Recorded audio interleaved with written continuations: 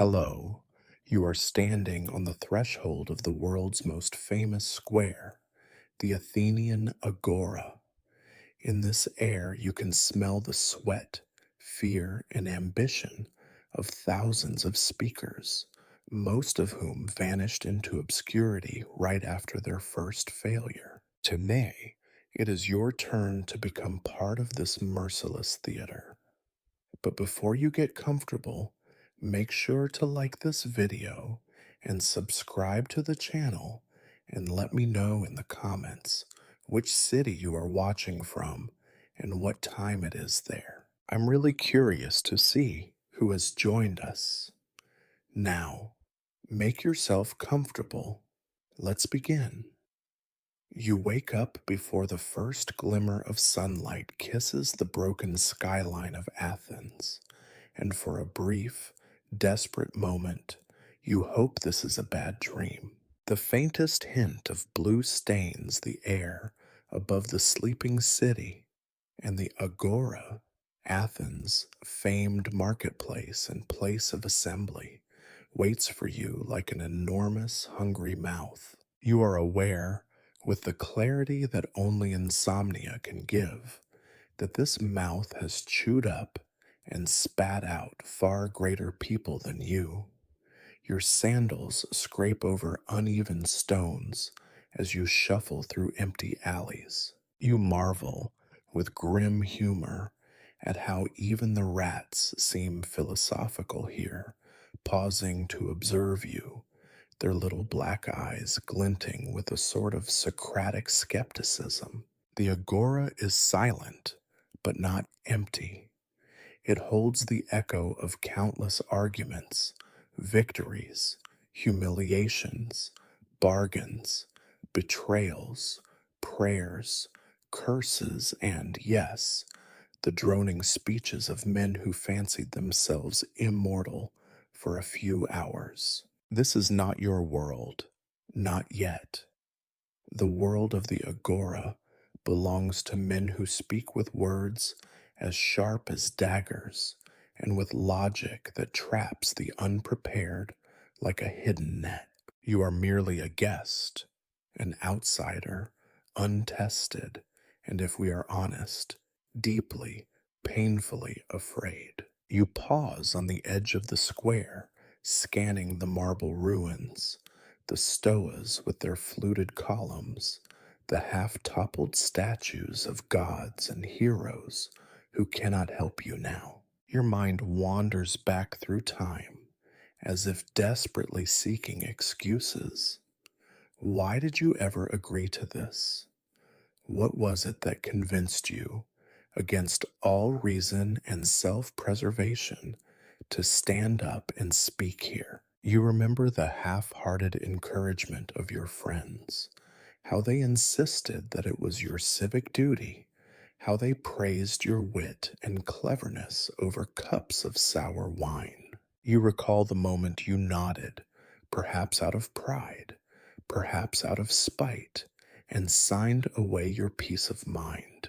The truth is, no matter how long you stare at the horizon, the day will come, and with it the crowd, an audience as fickle as a flock of crows, eager for spectacle, easily bored, merciless in their judgments. The Athenians do not sleep in. They rise early, ready to judge, debate, mock, or praise. For them, the agora is the living heart of the city. For you, today, it feels more like its stomach, waiting to digest you. History, you remind yourself, is not by the confident, but by the desperate and the deluded.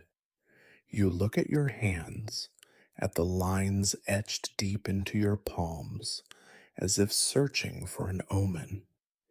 The ancient Greeks, after all, loved omens.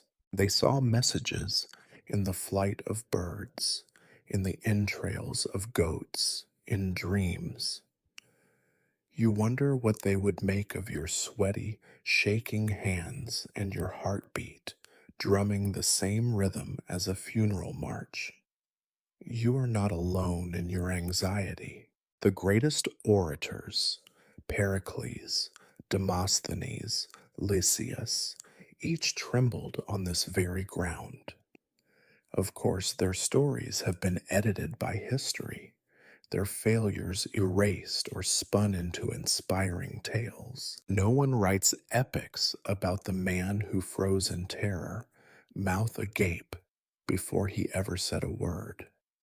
That man is you, at least for now. You notice, to your horror, that the first faint sounds are rising, merchants shuffling into their stalls, slaves laying out wares, politicians rehearsing their speeches with grim determination. You try not to dwell on how many eyes will soon be watching, how many minds will judge you by a single misplaced phrase or a stammer. In Athens, public speaking is not just a skill, it is a blood sport. It would be so easy to turn back, to slip away into the labyrinth of back streets, to disappear. Yet, something compels you to stay. Pride, maybe, or a twisted sense of duty. Or perhaps, deep down, you are hoping for a miracle, that you might join the ranks of those who survived, even thrived, under the harsh scrutiny of the agora.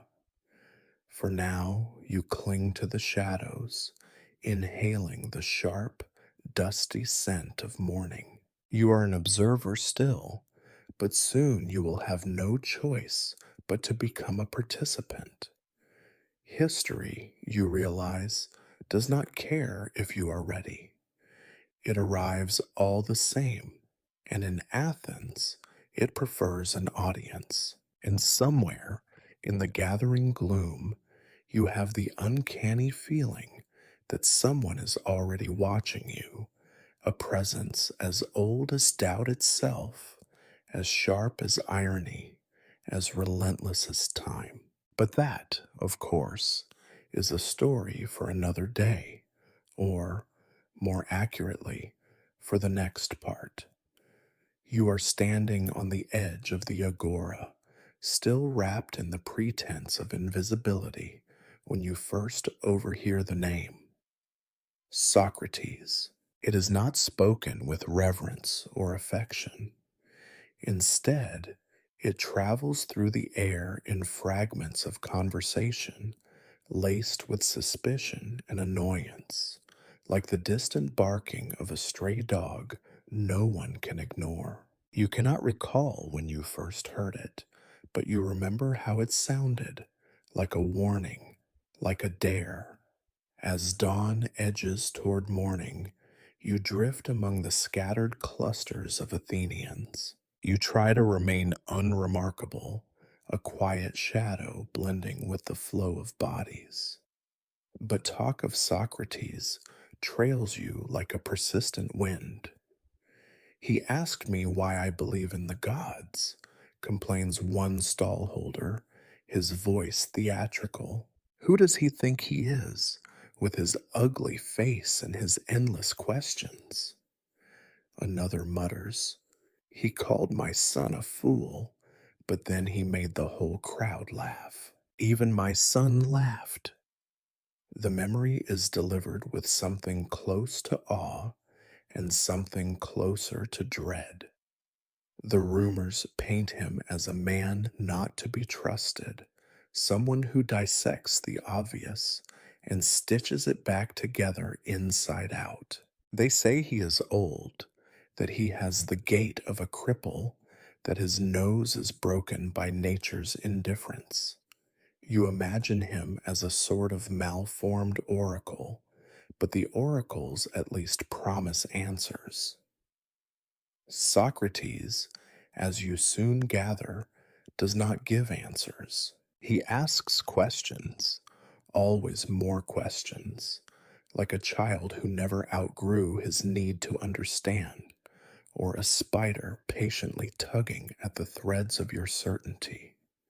Some say he is a demon, others that he is merely annoying. You do not know which fate is worse in Athens.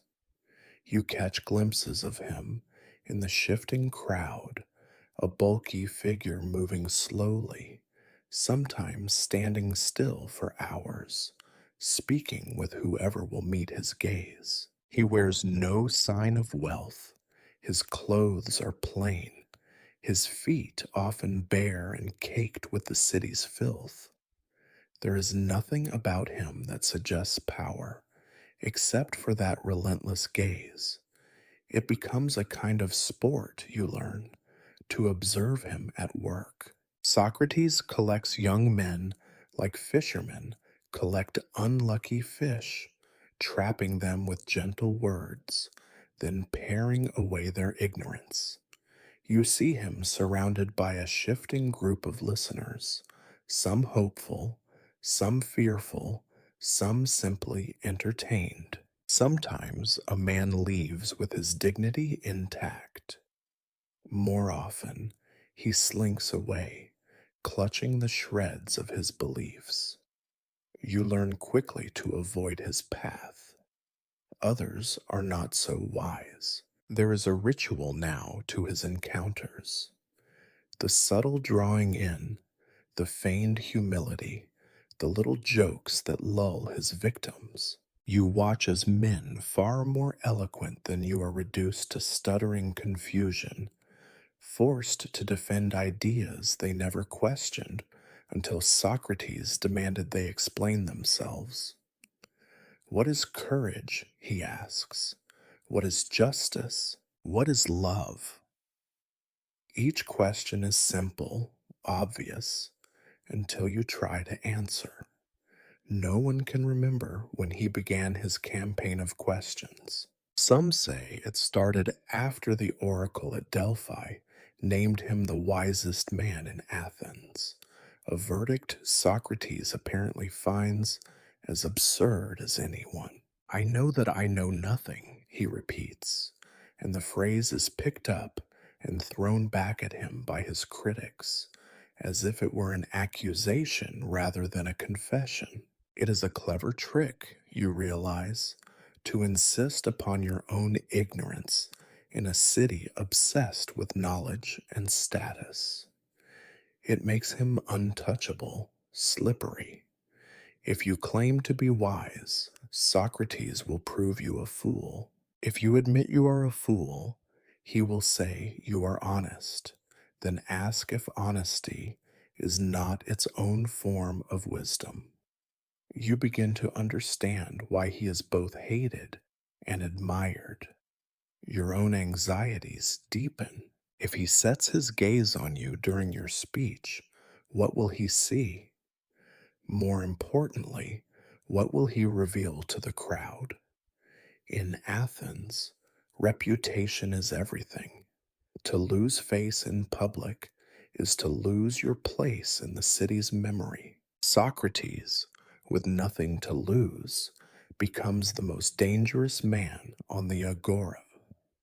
You spend the rest of the morning drifting in and out of earshot of his conversations. You listen not for enlightenment, but for the rhythm of his questioning, the way he builds his little traps. He does not shout, he does not insult. Instead, he smiles, almost kindly, and with a few words unravels years of certainty. You think of your own speech, your carefully rehearsed arguments, and feel a shudder run through you.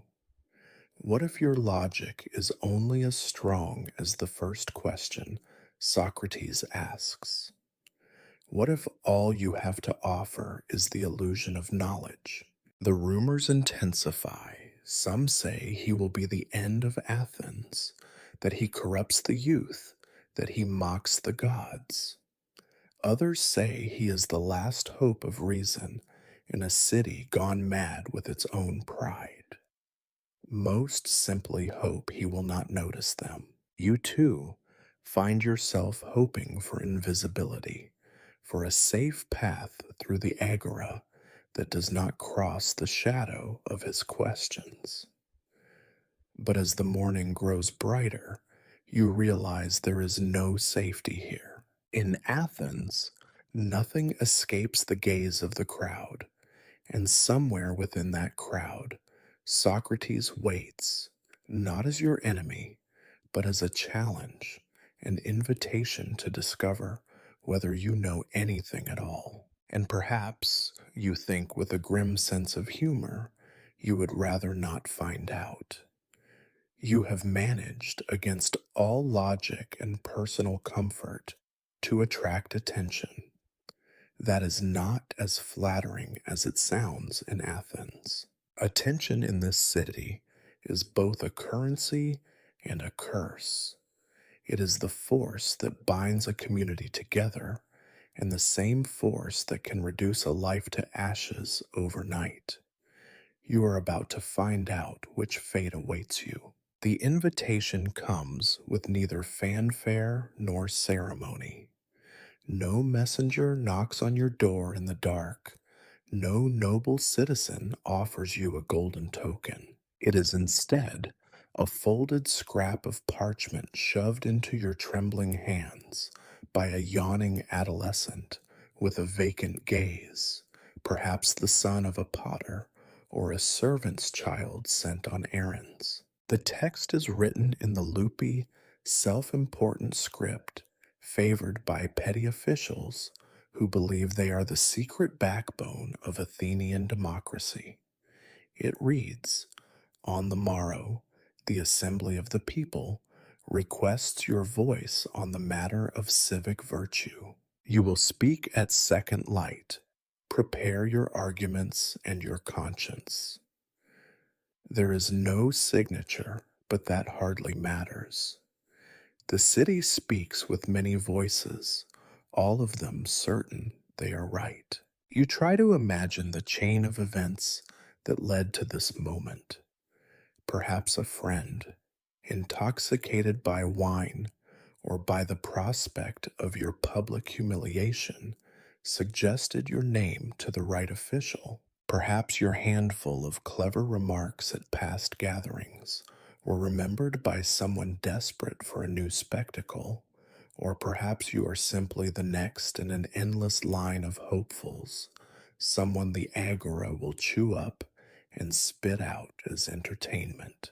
You do not remember agreeing to this, and yet, in Athens, refusal is rarely an option. To speak is a duty, an obligation pressed into every citizen's bones from the cradle. Refusing to address the people would be noted, discussed, perhaps even punished. The city tolerates many weaknesses, but cowardice in the face of debate is not one of them. Athens was built on the voices of its people, not their silence. You try to imagine yourself on the bema, the speaker's platform, your words echoing over the restless crowd. What could you possibly say about civic virtue that has not already been said? You recall the long, dreary afternoons spent listening to the older men of your deme recite the same tired platitudes. A good citizen is one who puts the city before himself. Virtue is obedience to the laws. Our ancestors fought and died for freedom, words polished smooth by generations of repetition, now worn thin by overuse. You think of inventing something new, something sharp and memorable, but the crowd is wary of novelty. Too much cleverness is suspect. Too much simplicity is contemptible. The ideal speech walks a knife's edge, familiar enough to comfort, bold enough to impress. Fail in either direction, and you will hear it first from the children, who throw stones as well as insults, and then from the adults, who have learned to wound with words alone. The invitation is not a request. You remind yourself. It is a summons, a test of loyalty and courage. In theory, the assembly is a gathering of equals, but in practice, hierarchy and tradition shadow every word spoken. Some men's opinions matter more than others, no matter what the law says. The sons of noble houses can stammer and sweat and still be applauded. The sons of lesser men must astonish simply to be tolerated. There are rituals to be observed before you speak. You must find a sponsor, a respected elder who will vouch for your character, your citizenship, and implicitly your sanity. He will introduce you, perhaps with a few grudging compliments, and will take quiet pride if you succeed or sigh loudly if you fail. Your sponsor, you know, is not your friend. He is the city's insurance policy against embarrassment. You must also consult the list of forbidden topics. Politics is fair game, but personal attacks are discouraged unless they are cleverly disguised. Criticizing the gods is unwise, though it is increasingly fashionable among the young. Most dangerous of all is to question the very foundations of democracy itself. Do that, and you may find yourself at the center of a much less comfortable invitation, perhaps one involving a jury and a bowl of hemlock. You rehearse possible openings in your mind. The classics are available, a flattering reference to the wisdom of the elders, a somber reminder of recent wars, a nod to the city's divine protectress, Athena. You feel each sentence weighed down by the ghosts of 1,000 speakers before you. You wonder if any of them felt more confident than you do now, or if, like you, they were haunted by the certainty that their words would be remembered only for their failure. You examine the parchment again, searching for some loophole, some small print that will allow you to decline. But the message is clear, the expectation unavoidable. You are expected to speak, to defend not just your own ideas, but the reputation of your deme, your family, perhaps even your generation. The rest of the day passes in a kind of feverish haze. Every person you meet seems to know of your impending ordeal. Some wish you luck with a smirk, others offer vague advice, none of it useful. You try to gauge the mood of the city, but Athens is a chameleon. Its colors change with every new rumor. As night falls, you sit by a flickering lamp, the parchment lying in your lap like a verdict.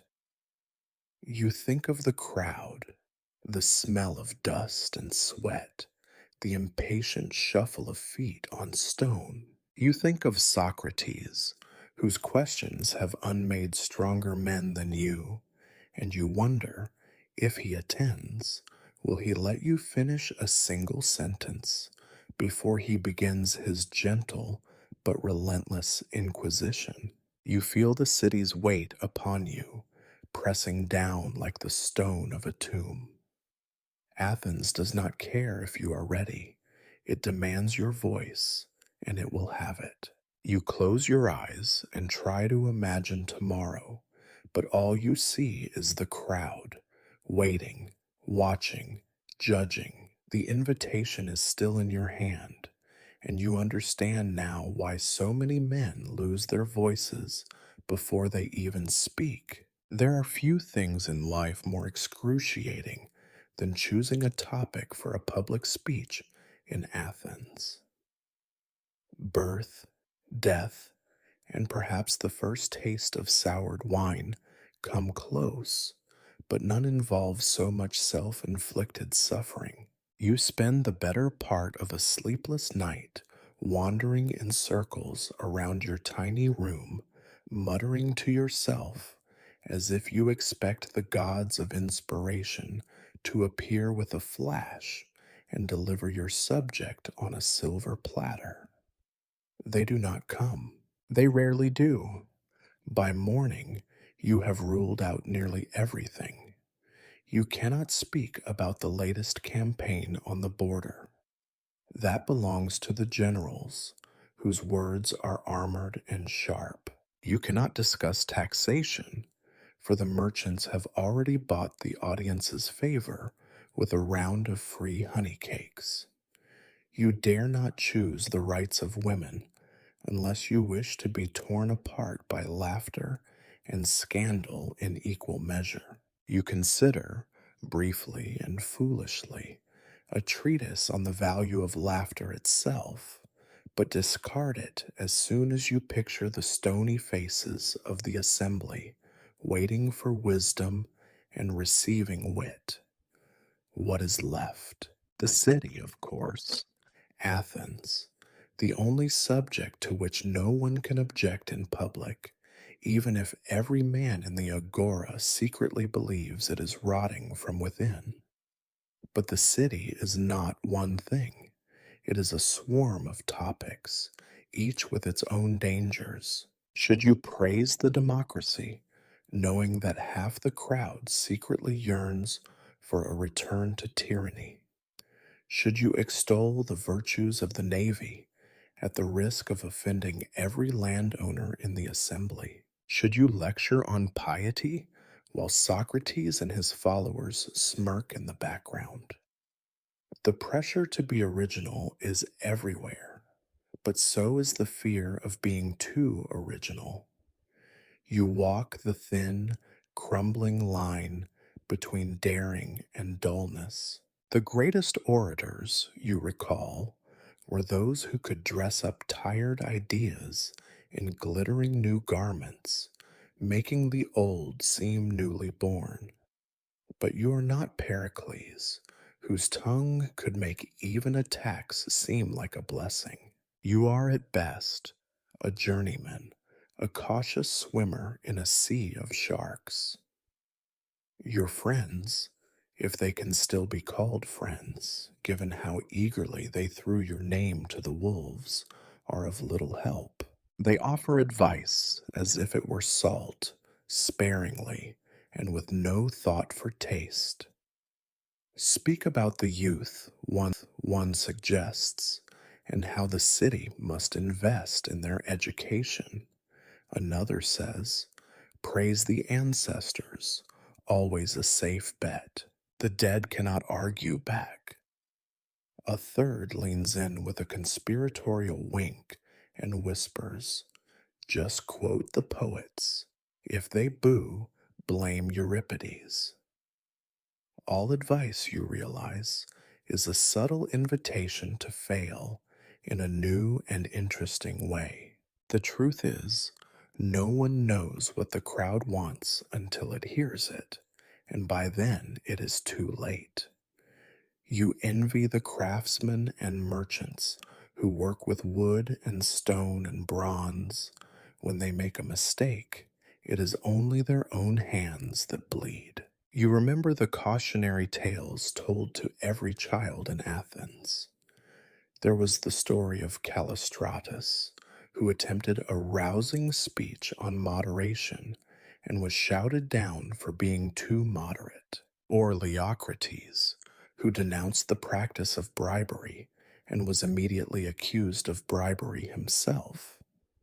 There was poor Melanthius, who dared to question the wisdom of ostracism and was promptly ostracized by popular demand. You tell yourself that at worst, you will be in excellent company. You sit down at your table, such as it is, a rough plank balanced on two battered stools, and begin to write. The first line comes slowly, limping and awkward, but you force it onto the page. Citizens of Athens, I stand before you as one who loves this city, its customs, its wisdom, and its freedoms. It is a lie, of course. You stand before them because you have no choice, and your love for the city is complicated at best. But it is the lie everyone expects to hear, and so you give it to them. You consider the virtues that might earn a nod from the crowd: courage, temperance, justice, prudence, all the old favorites. Each is safer than the truth, which is that most citizens are motivated by hunger, ambition, and fear. No one wants to hear about those, not in public.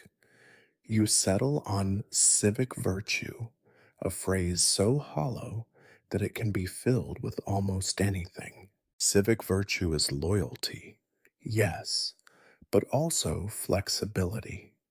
It is honesty until honesty becomes dangerous. It is obedience until obedience means following a fool.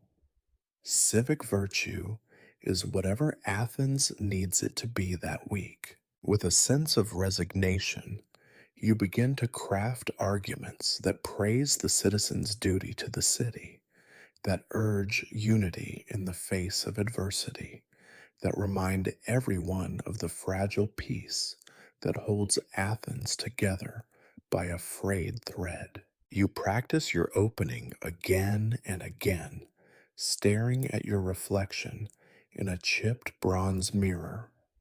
Your mouth forms the words, but they sound alien, as if someone else is speaking through you. You try to summon the tone of solemnity you have heard in the voices of statesmen, the weary wisdom of those who know that every sentence is an invitation to disaster. Somewhere in the back of your mind, you wonder if you have chosen your topic or if it has chosen you. Civic virtue is a shield, but it is also a mirror, reflecting the city's own anxieties. You are not here to enlighten, you are here to reassure, to feed the crowd's need for certainty, even as the city trembles on the edge of uncertainty. By midday, your speech has begun to take shape, a fragile skeleton of platitudes and borrowed wisdom. You read it aloud to yourself, listening for flaws, for anything that might invite a question from Socrates, or worse, a laugh from the assembly. You know there will be questions. There are always questions. But perhaps, if you are careful, you can survive them. As the sun sinks and the shadows grow long, you realize you are committed. Your topic is chosen, your arguments assembled, your conscience as prepared as it will ever be. The speech waits on the table, a silent promise or a lurking threat. You try not to think of tomorrow, but already you can hear the murmurs of the crowd, the shifting of feet, the coughs and laughter, the silence that falls when a speaker falters. You hope, absurdly, for rain, for an earthquake, for a sudden attack by Persians, anything to postpone what is now inevitable. But nothing will save you from the crowd or from yourself. And somewhere in the back of the assembly, Socrates will be waiting, his questions sharpened and ready, his gaze fixed on you. Night, as it settles on Athens, is not so much a relief as a deepening of your unease. In the dense, muffled hush of your home, little more than four walls and a ceiling, perpetually at war with the elements, you are left alone with your thoughts. The city outside does not sleep easily, and neither do you. The candles burn down to their nubs, casting long, quivering shadows across your notes, which look less like a speech and more like a confession of inadequacy. You consider shame, that great unspoken engine of the Athenian soul. Shame is everywhere in Athens. It is the city's most reliable currency, traded in glances, in laughter, in the memory of failures both public and private. You can buy a meal with a coin, but your reputation is paid for in the currency of shame and honor, two sides of a coin that spins forever on the edge. Shame, you realize, is older than any law or custom. It is older than the stones of the Parthenon, older than the city itself. You remember, as a child, how your mother whispered stories of men who spoke too boldly on the agora, only to be driven out by jeers and mocking songs. She told you the cautionary tale of Timon the Fool, whose speech on virtue was so poorly received that his name became a punchline for years. Timon fled Athens, and according to rumor, lived out his days in silence, haunted by the sound of laughter. There are rules here, though no one bothers to write them down. You do not, for instance, contradict a popular man unless you are certain the crowd is on your side. You do not mock the gods, not even when the city is burning. You do not mention the debts of prominent citizens, nor do you speak ill of the dead. And above all, you do not bore the assembly. To bore is the greatest sin of all, because boredom is contagious, and the crowd will punish you for infecting them with it. You know, too, that the memory of shame lingers long after the moment has passed. The city is like a chorus. When one voice falters, the others do not let it drop, but repeat it, elaborate on it, immortalize it. You remember an uncle who once mispronounced the name of a general in a public debate. The slip of the tongue became a kind of legend. Street children still chant the mistake as a game. Your uncle laughs it off in public, but you have seen the look in his eyes when he thinks no one is watching. It is little comfort that the greatest orators in Athenian history also suffered shame. Demosthenes, they say, was heckled into silence on his first attempt, his voice trembling and inaudible. The story is supposed to encourage you, but it only deepens your dread. Yes, Demosthenes recovered, eventually. But the city remembers every failure with relish, especially those of the famous. You reflect on the paradox of Athens, a city built on the idea of freedom, yet held together by fear of collective scorn.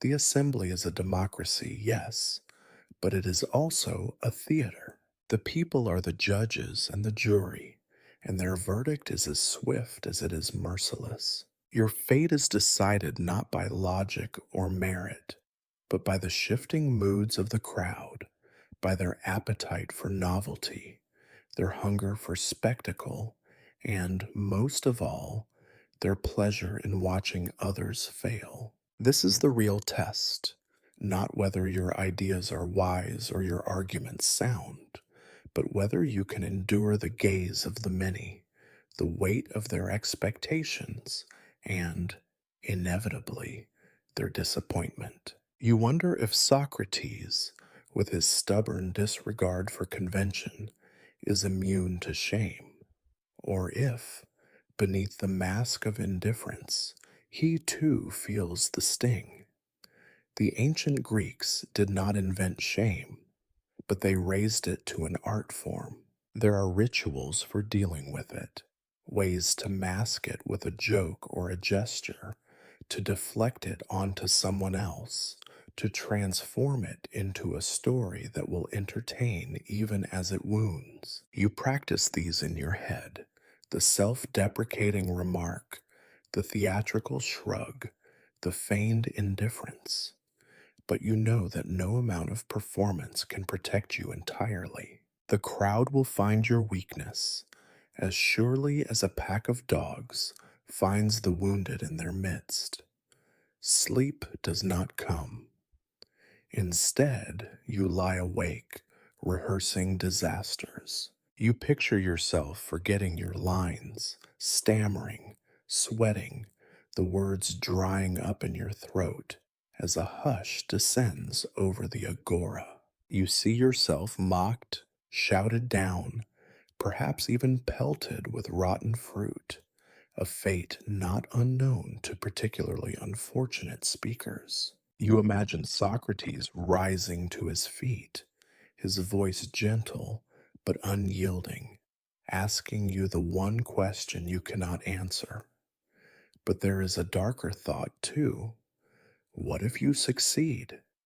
Success in Athens is always temporary. Today's triumph is tomorrow's target. The higher you climb, the further you have to fall. Those who win the crowd's favor can lose it in an instant.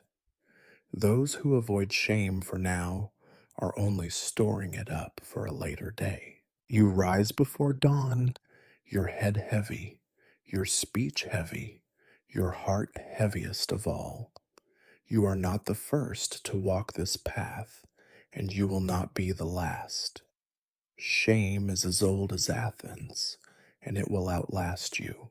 As you step out into the thinning darkness, you remind yourself you have one chance to turn shame into something more bearable, laughter perhaps, or even a kind of grudging respect. And if you fail, you will join the ranks of those whose names are remembered, not for what they built, but for how spectacularly they fell. And as you walk, the city, sensing your fear, wakes up to watch. Dawn breaks, unwelcome and unsparing, as you step into the growing hum of the agora.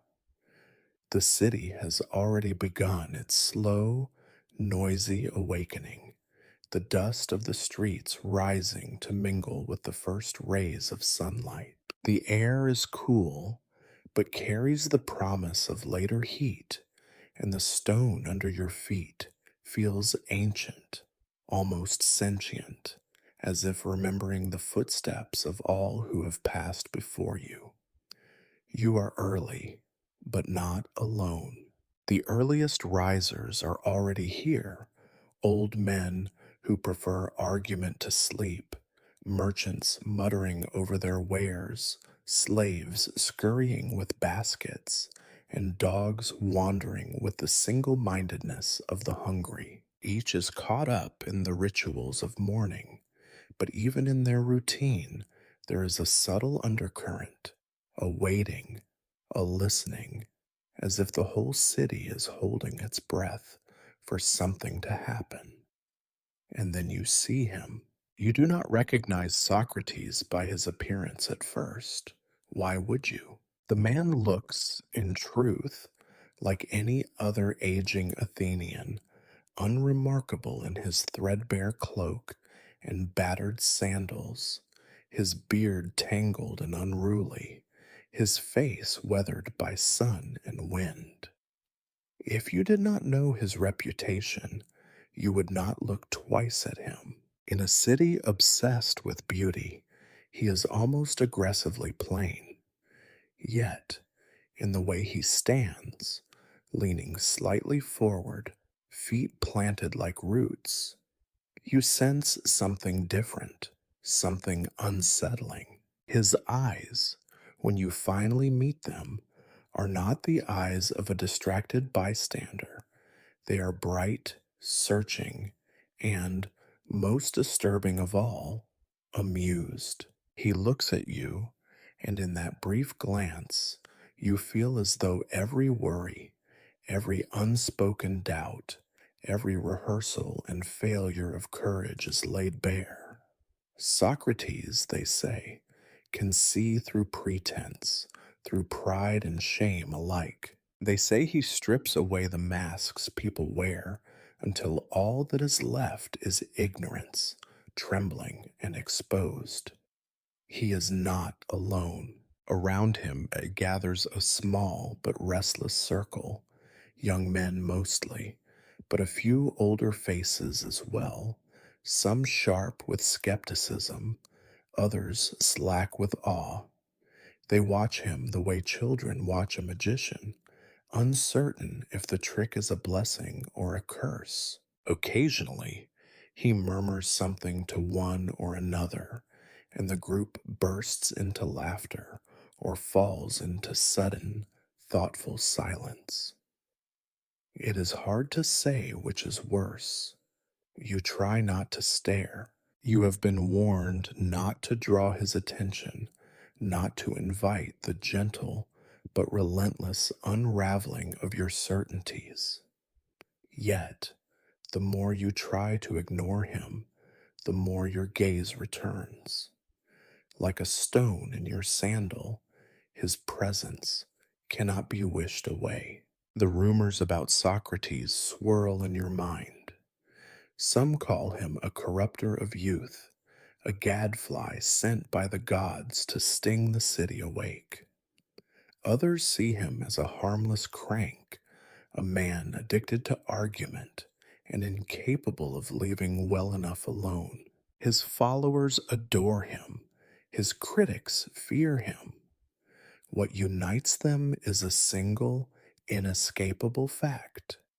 Socrates does not care for approval, nor does he fear disapproval. In a city that trades in reputation, his indifference is both an insult and a challenge. As you watch, a bold young man steps forward, eager to impress his peers. He asks Socrates a question, something about justice, or perhaps virtue. The details are lost in the murmur of the crowd. Socrates listens, nods, and then, with the mildest of smiles, asks a question in return.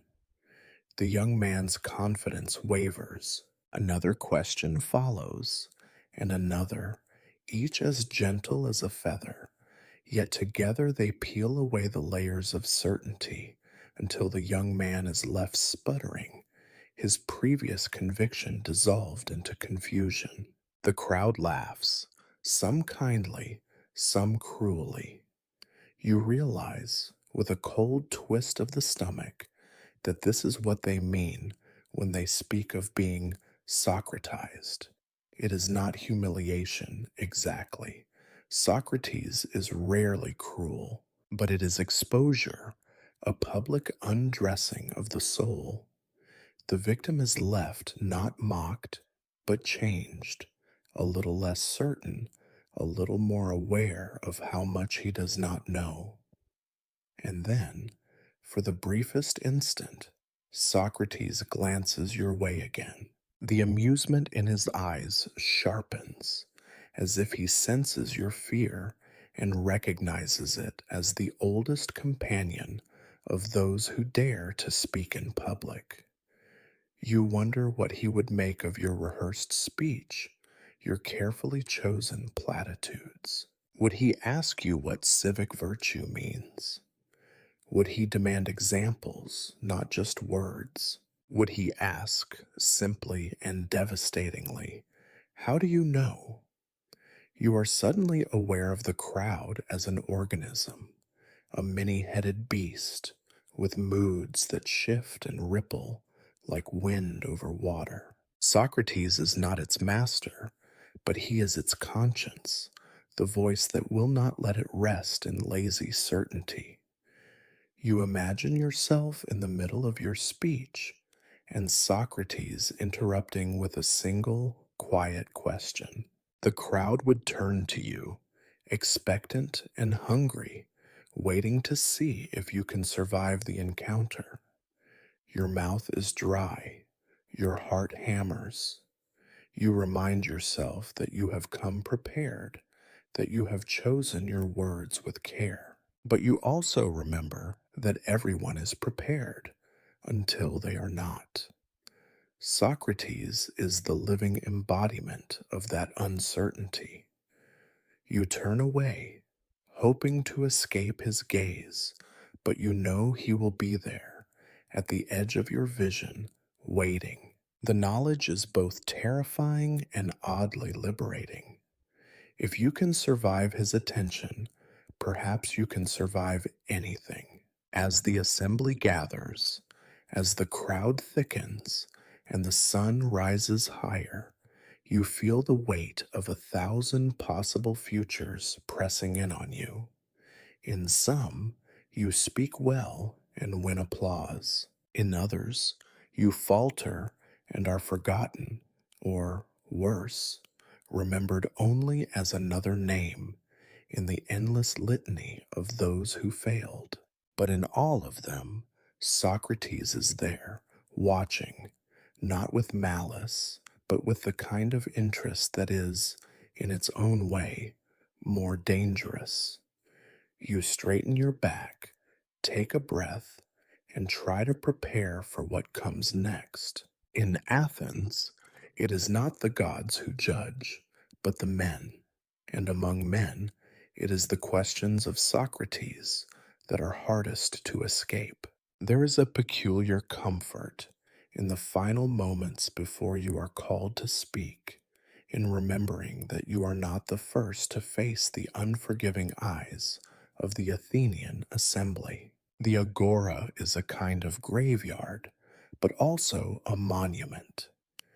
Every stone underfoot has heard words that once moved armies, toppled tyrants, soothed the grieving, or inflamed the mob. And so, as you wait in the half shadow near the edge of the bema, you find yourself thinking, perhaps out of desperation, of the orators who came before you and the speeches that shaped the city. The names themselves are incantations, whispered by schoolchildren and invoked by statesmen. Pericles, the golden tongued architect of democracy, whose funeral oration is still cited by those who wish to appear learned. Demosthenes, who, despite a stutter and a withering fear of crowds, lashed Athens into resistance against Macedon with speeches honed on pebbles and self loathing. Lysias, whose clarity and wit could make a juror weep or laugh on command. Each left an indelible mark, not just on the memory of Athens, but on the very language that you now struggle to wield. You recall stories, half legend, half truth, told to you in youth. There is the tale of Pericles standing under a sudden downpour, refusing to yield the floor even as water streamed down his face and the crowd laughed and shouted. He stood until the rain passed, and when the sun returned, he had won both the argument and the city's respect. There is Demosthenes, practicing his diction with stones in his mouth, shouting over the roar of the sea, transforming his greatest weakness into his greatest strength. It is said he would recite entire speeches to the waves, not for applause, but for the discipline of hearing himself in the midst of chaos. The myths are darker too. You recall the story of Hyperides, who denounced his rivals so elegantly that even his victims were forced to admire his style. His tongue made him friends in the short term, enemies for life. He died hunted, his tongue reportedly cut from his mouth by those who had heard enough. There are stories of orators driven mad by their own eloquence, of men who were adored one year and ostracized the next, their statues toppled, their names scratched from the records. You wonder, with a kind of grim amusement, why anyone would choose such a life. Public speaking in Athens is not a path to safety or peace. It is an invitation to disaster, and the very best who have survived the ordeal did so not through charm alone, but through cunning, resilience, and an intimate knowledge of the mob. Pericles' orations, now regarded as the gold standard, were once considered dangerously radical by many. Demosthenes, for all his fame, was frequently ignored or mocked until time proved him right. Even Lysias, master of wit, died in obscurity. You remember, too, the warnings. The crowd is fickle, its memory long, but its loyalty short. Applause can turn to silence in an instant, cheers to jeers, reverence to ridicule. The best speeches are like ships. They must navigate not just the rocks of logic and persuasion, but the storms of mood and fashion. No one ever won a lasting victory in the agora. At best, you win a day, sometimes a week. At worst, you lose your standing, your friends, and your peace of mind. There are techniques passed down in secret, as precious as any family recipe. Never open with a boast. Always address the assembly as fellow citizens, even when you despise half of them. Begin with something familiar, something the crowd already believes, before you dare to lead them somewhere new. Quote the poets, but not too much. Flatter the dead, but never the living. Blame the absent, never the powerful. Above all, leave them wanting more, not less. As you murmur your opening lines, you cannot help but compare them to the legends. Your words sound thin, threadbare, awkward. You are painfully aware that you lack Pericles' authority, Demosthenes' urgency, Lysias' humor.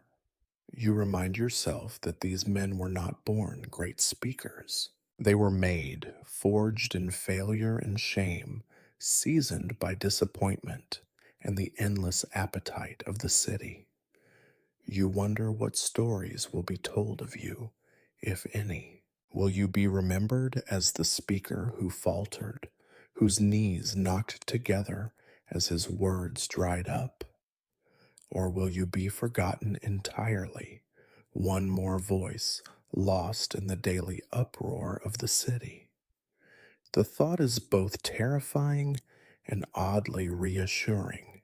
Perhaps it is better, after all, to be anonymous, to pass unnoticed, your failures and ambitions drowned by the greater failures and grander ambitions of those who came before. Somewhere in the crowd, Socrates listens, as he always does. It is said that even he was moved by a good speech, though he would never admit it. More likely, he would pick at its logic, unravel its assumptions, and leave its speaker both grateful and mortified for the attention. You realize suddenly that the tradition you step into is both a privilege and a punishment. You are not here to be comfortable or to be right. You are here to be tested, to see if your voice can survive the wind and the waves. The agora does not need more heroes, it needs victims, and sometimes, rarely, it allows one to become something more. The crowd is gathering. The echoes of past speeches cling to the marble like the scent of incense, faint and impossible to erase. You take a breath, steady yourself, and remember, every famous orator was once nothing more than a trembling voice, trying not to be swallowed by silence. Standing at the edge of the agora, the weight of centuries presses on your shoulders. It is easy to believe that public speaking is a simple matter of words and courage. That is the first mistake every newcomer makes. The truth is, the agora has rules, some spoken, many more unspoken, woven into the marble and dust, enforced with 1,000 tiny gestures and glances. These rules are the real architecture of Athenian debate, invisible but unbreakable. You begin to notice them even as you try to calm your nerves. They are everywhere, encoded in posture and etiquette, in the way speakers gesture with open palms rather than pointed fingers, in the subtle clearing of the throat that signals impatience, in the hush that falls whenever a prominent citizen rises to speak. The crowd itself is an organism, quick to reward conformity, even quicker to punish any deviation it deems disrespectful. One rule above all others is never to forget your audience. In Athens, every free citizen is a judge, and every judge is a potential enemy. The assembly is democracy made flesh, but it is also a sea of petty jealousies, old grudges, and fresh wounds. Speak too loftily, and you are called arrogant; too simply, and you are accused of pandering. The ideal, impossible as it sounds, is to appear wise without seeming proud, passionate without seeming reckless, confident without being accused of hubris. Even the gods, you suspect, would struggle to strike that balance. There are more specific taboos. You must not insult your listeners, no matter how tempting. Even the laziest, most inattentive citizen considers himself equal to any orator. You do not, under any circumstances, question the legitimacy of the assembly itself. That is a privilege reserved for those with enough power to survive the consequences, and you do not count yourself among them.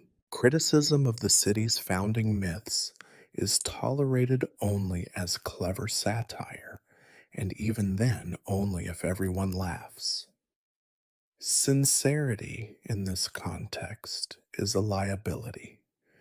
There are also rituals of inclusion and exclusion, ways of signaling loyalty and belonging. A proper speech must invoke the ancestors, must praise the city's gods, must acknowledge the sacrifices of those who fought and died in past wars. Even if you do not believe, you must perform belief. The performance itself is more important than its substance. Sincerity, again, is to be worn like a mask, slipped on and off with practiced ease. You watch others rehearse these rituals. A speaker who forgets to mention Athena's protection will find himself quickly corrected, sometimes with a sharp whisper from the crowd, sometimes with a stone hurled at his feet. Another who dares to criticize a recent decree risks an eruption of boos and catcalls, unless, of course, the mood of the assembly has shifted in his favor. The rules are not fixed but fluid, changing with the tide of rumor and resentment. There is etiquette, too, in how one listens. It is expected that you stand or sit with attention, that you nod when appropriate, that you do not roll your eyes or mutter under your breath. To be caught sleeping is unforgivable. The crowd will never let you forget it. A certain amount of heckling is tolerated, even celebrated, but it must be clever, never cruel. The line between wit and insolence is as thin as the morning mist. You are also acutely aware of the physical boundaries of the space. The bema, the raised platform from which speakers address the assembly, is both a stage and a trap.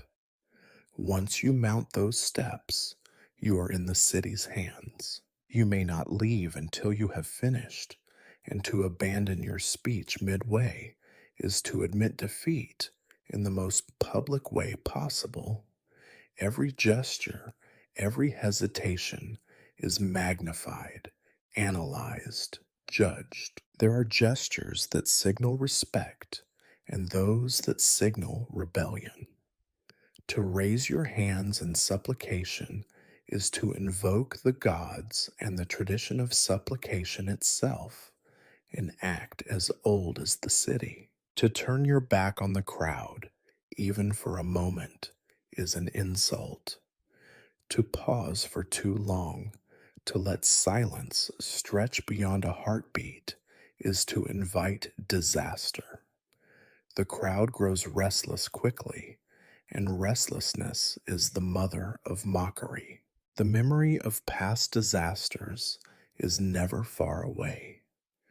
You hear whispered anecdotes of men who spoke out of turn, whose careless words sparked riots or scandals, who were driven from the city by a single ill chosen phrase. There are legends of speakers who broke the rules so cleverly that their violations became new traditions, but these are rare exceptions. For most, the safest path is the well trodden one. You notice the subtle choreography of the crowd. When a well liked citizen rises, the people lean forward, eager and attentive. When a notorious bore begins, they shift in their seats, exchange glances, whisper among themselves. The assembly is merciless, but never dishonest. You can always tell when you have lost them. There is a particular kind of silence, a silence laced with anticipation and cruelty that precedes the fall. You try to memorize these unspoken laws, even as you doubt your ability to follow them all. You remind yourself that your real challenge is not to speak the truth, but to speak it in such a way that the crowd will let you finish. In Athens, that alone is a kind of victory. You also recall the stories of the wise. Once, it is said, a clever speaker began with a prayer to the gods and ended with a joke at his own expense. The assembly laughed, the mood softened, and his argument, otherwise forgettable, was remembered for months. Another time, a young man forgot his lines and, in panic, recited a recipe for lentil soup. The crowd, finding this hilarious, adopted him as their favorite for the day. That same man tried the same trick a year later and was nearly run out of the city. There is, you see, no formula, only the fragile, shifting contract between speaker and audience, written in nerves and noise. You do not need to be wise, only lucky. You do not need to be original, only careful. The best you can hope for is to avoid disaster, to survive, to live to speak another day. You steel yourself, breathing in the dusty air of the agora, and remind yourself these rules, arbitrary and exhausting as they are what hold the city together. The rituals of speaking and listening are the invisible glue of democracy. To break them is to invite chaos, and even Socrates, especially Socrates, knows that chaos is never far away. As the first rays of sunlight break across the marble, you prepare to step forward, your mind crowded with etiquette and fear, your heart beating out the rhythm of a city that will not let you forget, forgive, or rest. As the hour of your speech creeps closer, you try to focus on your own words, but the agora itself seems determined to remind you of your precarious place in its theater. The crowd is growing, citizens gathering like storm clouds, their mood shifting with each new rumor. In the babble of voices, you hear a phrase repeated with a mixture of awe and nervous laughter. Socrates exposed him. It is said as a warning, a threat, sometimes as a joke, never as a compliment. You soon learn that in Athens, being exposed by Socrates is a fate worse than mere embarrassment. It is a rite of public humiliation, a trial by fire in the arena of reason. The stories drift through the agora, passed from mouth to ear like cautionary tales meant to keep pride in check. Each telling is a little darker, a little funnier, a little more barbed. The tales all follow a familiar pattern. There is always a man, sometimes a proud politician, sometimes a celebrated general, often an upstart philosopher, who steps onto the bema, certain of his own wisdom. He speaks with confidence, quoting poets, invoking gods, weaving the tapestry of his arguments before an admiring crowd. He is clever, sometimes even eloquent. And then Socrates appears. The crowd senses it before the victim does. A hush, a ripple, the subtle shifting of bodies. Socrates, who has not said a word until now, raises a hand or tilts his head, and suddenly the orator finds himself facing a question. Not an attack, not even a challenge, just a question. What is justice? What is courage? What do you mean by good? At first, the victim answers easily, but Socrates, patient and persistent, keeps asking, each question cutting a little deeper, stripping away assumptions until the orator's confidence dissolves. There is the famous story of Miletus, a young man known for his smug certainty. He stood on the bema, railing against the vices of the youth, the decline of tradition, the dangers of new ideas. Socrates let him speak, let him gather the approval of the crowd. Then, with the faintest smile, he asked Miletus what exactly made an action virtuous. Miletus, irritated, offered a vague answer. Socrates pressed, could a thing be both virtuous and harmful? Could a man be virtuous without knowing it?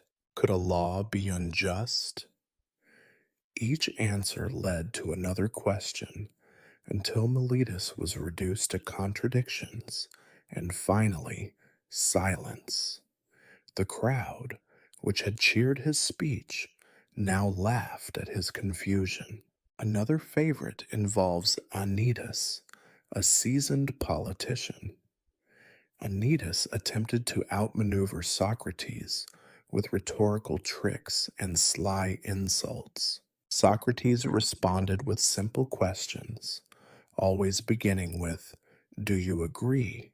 or "Would you say?" until Anytus was forced to admit he did not know what he thought he knew. It is said that Anytus left the agora in a rage, vowing vengeance, and that he never recovered his former popularity. These tales serve as both warning and entertainment. The crowd loves nothing more than to watch the mighty fall, and Socrates is their preferred executioner. But the stories are not all the same. Sometimes a victim fights back with wit, parrying Socratic questions with humor or humility. In these rare cases, Socrates smiles and lets them go, and the crowd cheers as if witnessing a narrow escape from the jaws of a beast. You listen to these stories with growing dread. It is not just the public defeat that terrifies you, it is the way Socrates' questions worm their way into your mind, leaving you uncertain even of your own name. His power is not to destroy, but to reveal, to expose the hollow spaces in what you thought was solid ground. And once the crowd sees those holes, they never forget. There are rumors, too, of the aftermath. Men who are Socratized do not simply slink away in shame.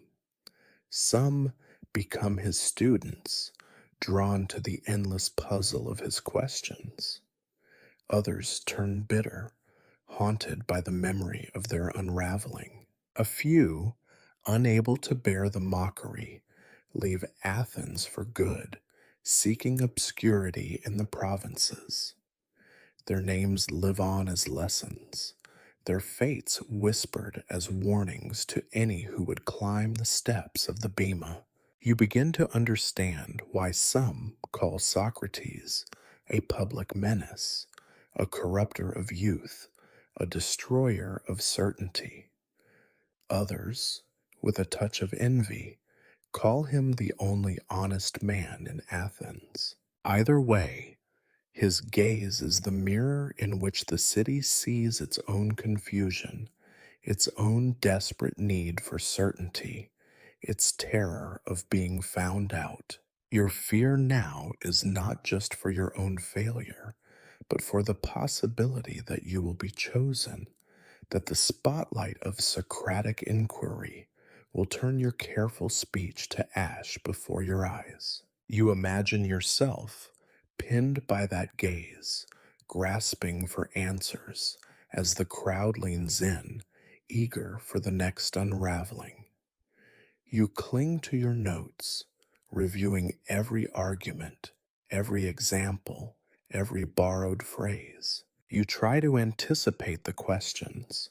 What is virtue? How do you know? But the truth is, you cannot. Socrates does not follow scripts. He finds the weak point and presses gently but inexorably until the whole structure crumbles. Yet in a dark corner of your mind, you wonder, what if you survive his questions? What if you can endure, even stumble through without being exposed? Some say that to be questioned by Socrates is, in the end, a kind of honor, a mark that you mattered, that your ideas were worth the trouble of unraveling. Perhaps. But today, as the crowd gathers and the stories swirl, you find a little comfort in that thought. You whisper to yourself the lesson that every Athenian learns too late. Logic is more dangerous than poetry, and the sharpest wit belongs to the man who claims to know nothing at all. As the crowd thickens and the sun climbs higher, you realize you are not alone in your anxiety. Across the agora, tucked into colonnades and behind pillars, would-be speakers practice their speeches in low, urgent tones. They rehearse with the desperate intensity of men bargaining with fate. For a moment, you find comfort in their company.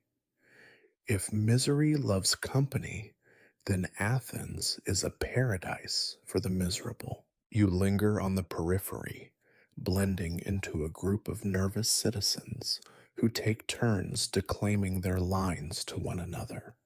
Their voices rise and fall in a familiar rhythm, the crescendo of hope, the staccato of nerves, the defeated sigh. Some grip their scrolls so tightly the parchment crinkles. Others make grand gestures as if they can conjure confidence from thin air. You watch as one man, older and better dressed than most, paces a tight circle, muttering to himself, occasionally pausing to glare at invisible hecklers. The air is thick with the scent of sweat and uncertainty. You listen, fascinated and horrified, to the way rehearsals unravel in real time. The first speaker launches into a rousing introduction. Citizens of Athens, lend me your ears, only to stumble over a phrase about public duty, his voice cracking like a dropped amphora. The others murmur encouragement, but you sense their relief that it is not they who are faltering. Another, younger, tries out a clever joke about the price of olives, his delivery rehearsed to the point of exhaustion. The punchline lands with a thud, and the group offers a forced chuckle, eyes darting, silently recalculating their own risks. You are reminded with grim irony that comedy is the most dangerous of weapons. If it fails, it wounds only the wielder. You catch snippets of advice exchanged in hurried whispers. Do not forget to praise the city. Always thank Athena first. Never speak after midday. Everyone is hungry and cruel. One man insists that metaphors are essential. Another claims they are the death of persuasion. All agree that the worst fate is to be forgotten, though none can say how to avoid it. You hear one speaker repeat his central argument again and again, changing the order of his words, searching for a rhythm that will stick. Virtue is the glue of the city. Without it, we crumble. He tries, virtue binds us, like mortar between stones. Each variation is met with the same uncertain nods. Someone suggests quoting a poet, always a safe move, provided the poet is dead and widely respected. Another, more cynical, proposes plagiarizing Pericles. No one remembers the source, only the delivery. The group laughs nervously. You notice, too, the subtle art of sabotage. Two men, ostensibly friendly, exchange advice with such veiled contempt that you cannot tell if they hope the other will succeed or fail. Your argument is strong, one says, but perhaps you should shorten it. No one likes a show off. Perhaps, the other replies, but the crowd hates brevity. They think you are hiding something. Their smiles are thin, their eyes sharp. In Athens, every rehearsal is a rehearsal for betrayal. For a moment, you wonder what it would be like to practice openly, to share your own doubts, to invite others to correct your flaws. But the memory of Socrates, his questions, his relentless peeling away of pretenses, stops you short. You realize that every rehearsal is a negotiation with shame, a battle between honesty and self preservation. The wisest speakers, you suspect, are those who rehearse only in their heads, away from prying eyes. You try to absorb the lessons around you, but all you see is evidence of the city's paradox. Everyone is terrified of failure, yet everyone is desperate to be seen. The agora is both confessional and coliseum, a place where self-doubt is masked with performance, and in every compliment is edged with danger. You watch as another speaker, a woman in the plain dress of a servant, but with a voice as clear as a bell, recites a short speech about justice. Her words are careful, precise, the kind that invite little argument, but less excitement. The group listens politely, offers a few kind suggestions, and moves on. You sense that she, at least, will not be remembered. Her speech will neither win nor lose. It will simply disappear. You envy her, briefly, but you are not content to vanish. For all your dread, you want to be more than a background voice. You want to matter, if only for a moment. The temptation to change your speech, to add some unexpected twist or daring joke, tugs at you. But then you remember the cautionary tales, those who sought originality and found only disaster. You overhear the final rehearsal of the morning. An ambitious young man, one you have seen before, always talking, always smiling, delivers his speech to a captive audience of three. He is slick, confident, his words polished, but as he finishes, an older man shakes his head. You have style, he says, but no substance. The crowd will see through you. The young man flushes, but cannot reply. You realize with a jolt that this is your greatest fear, not failure, but emptiness. That your words, for all their rehearsal, may ring hollow in the ears of those who matter. That you will be seen through, exposed, dismissed, the bell rings, summoning the assembly. The rehearsals dissolve in a flurry of last-minute adjustments, final sips of water, nervous laughter. The time for practice is over. Now, only the crowd, and perhaps Socrates, remain. You gather your notes, heart pounding. You have learned what you can from the failures and anxieties of others. Now, as you step forward, you can only hope that your own performance will be judged more kindly, or, failing that, forgotten quickly. In Athens, every rehearsal ends the same way, with a leap into the unknown. Night in Athens is rarely quiet, but tonight every sound is an assault. You lie on your cot, blankets twisted around your legs, staring up at a ceiling that seems to press lower with each anxious hour. You have tried everything the ancients recommend. You have paced your cramped quarters until your feet ache, recited lines from your speech until the words have lost all meaning, whispered prayers to Hypnos, and murmured the names of gentle, sleep-bringing gods. None answer. The city outside does not sleep either. Through thin walls you hear the murmur of late-night philosophers, the raucous laughter of men stumbling home from wine shops, the muted sobs of someone, somewhere, grieving a private loss. Athens, for all its pride in public life, is a city of sleeplessness, of citizens haunted by the memory of failures or the fear of what dawn will bring.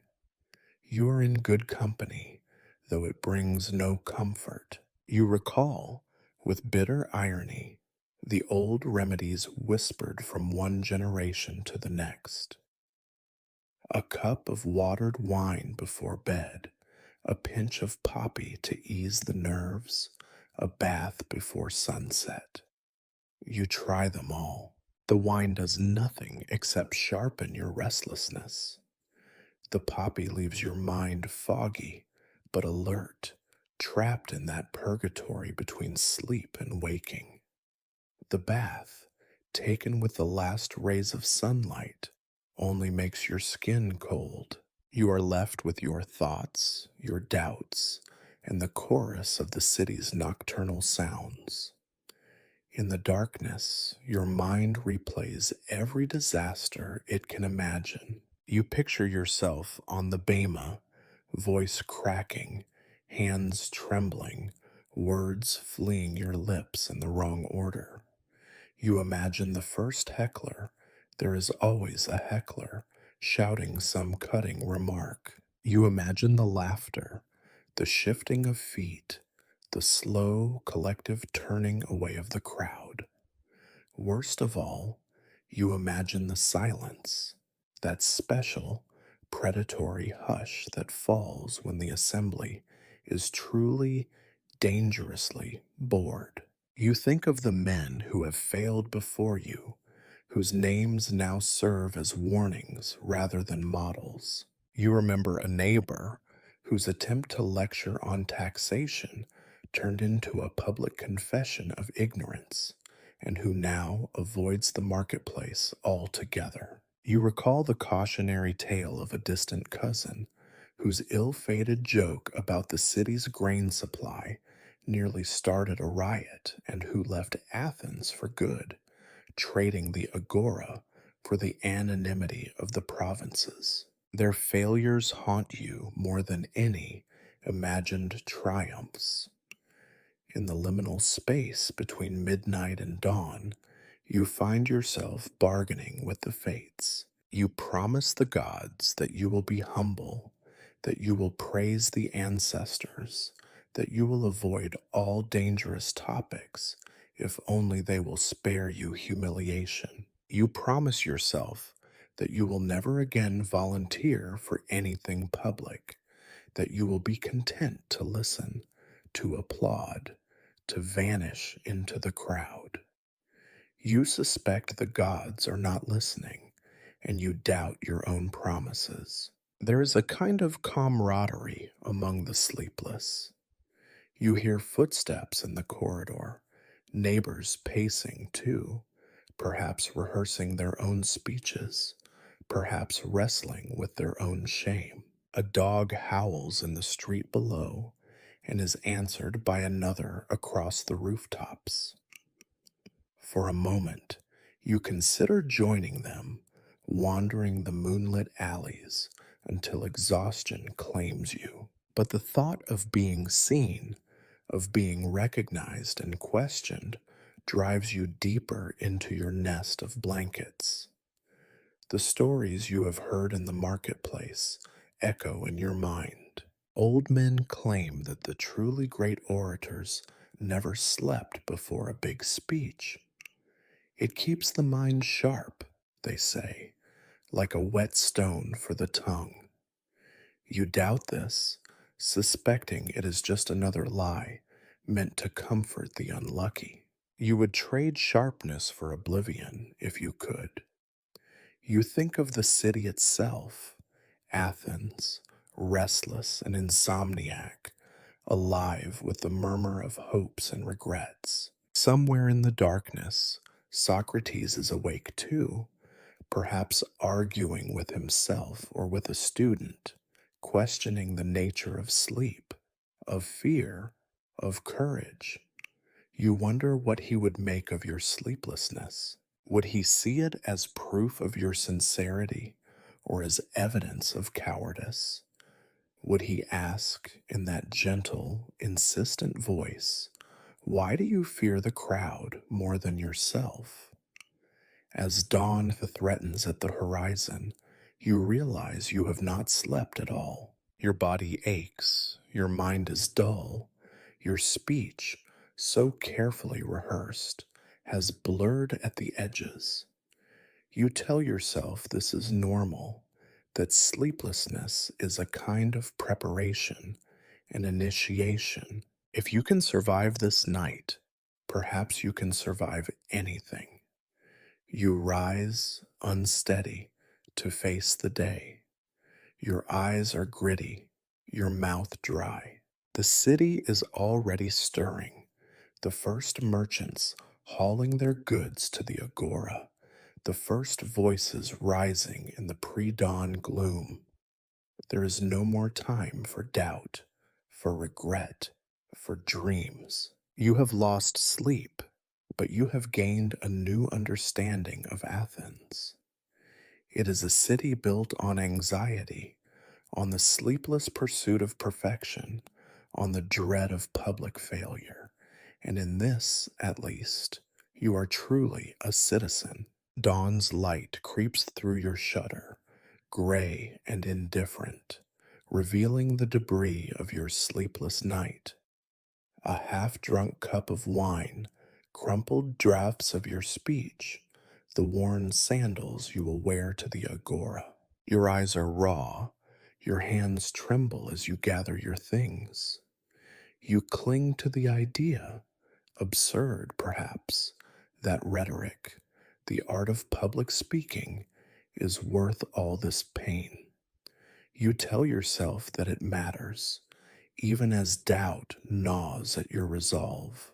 But why does rhetoric matter so much here in Athens, a city that seems to care for nothing more than the sound of its own collective voice? You remember what you were taught as a child by fathers, uncles, and teachers.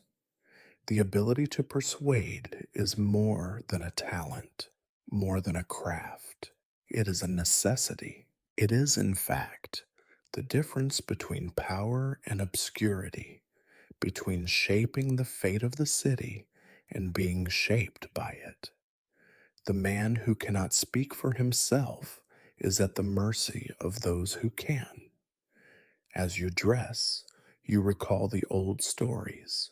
When Athens first cast off its tyrants, it was not soldiers who built democracy, but speakers, men who rose and claimed the right to have their voices heard, to shape the laws by which they lived. Every citizen, so the myth goes, is equal in the eyes of the assembly, but in truth, equality ends at the edge of the bema. There, the silver-tongued and the bold become the architects of the city, and the rest become spectators. You consider the tools of rhetoric, logic, emotion, character, timing. You have studied them, perhaps more than is healthy. You have listened to the orators in the market, admired the way they twist a phrase, how they pause for effect, how they lure the crowd with flattery only to sting it with a rebuke. You remember teachers urging you to memorize the tricks, repeat yourself for emphasis, ask questions to engage the crowd, always end on a note of hope or warning. Tricks, yes, but tricks that have changed the world. You think, too, of the price of this art. Rhetoric, for all its elegance, is a weapon. It has been used to justify wars, to banish rivals, to whip crowds into frenzies. There is a darkness at its core, the knowledge that persuasion is not always aligned with truth, that the best arguments are not always the most honest. You wonder, with a twinge of guilt, how much of your own speech is truth and how much is the performance the city demands. Philosophers argue endlessly about the relationship between speech and justice. Socrates, especially, is famous for sneering at those who speak well but think little. He insists that rhetoric without philosophy is an empty shell, a kind of pretty poison. Yet even Socrates cannot escape the agora, cannot refuse the demands of the city's rituals. If Athens is a stage, then even its most reluctant actors must learn their lines. You catch a glimpse of yourself in a polished bowl, see your face drawn with fatigue and fear. You wonder if this is what courage looks like, not the absence of fear, but the willingness to stand before others and risk being wrong. In Athens, a man's reputation is as fragile as a soap bubble, and one speech can make or unmake him. There is a kind of grim honor in this, a way of proving, in the most public way possible, that you are more than the sum of your doubts. You walk the dusty streets toward the agora, watching as others gather in small knots to discuss the day's business, their words already swirling, building invisible webs of power and persuasion. Here, a merchant complains about taxes, carefully modulating his tone to appeal to sympathy without sounding weak. There, a woman berates her neighbor, her voice rising and falling in a practiced rhythm, drawing an audience who nod or laugh in agreement. Everywhere you look, rhetoric is at work, shaping the city one phrase at a time. You realize that in Athens, to speak is to exist. Silence is not merely absence, but erasure. The dead are silent, the slaves are silent, the defeated are silent.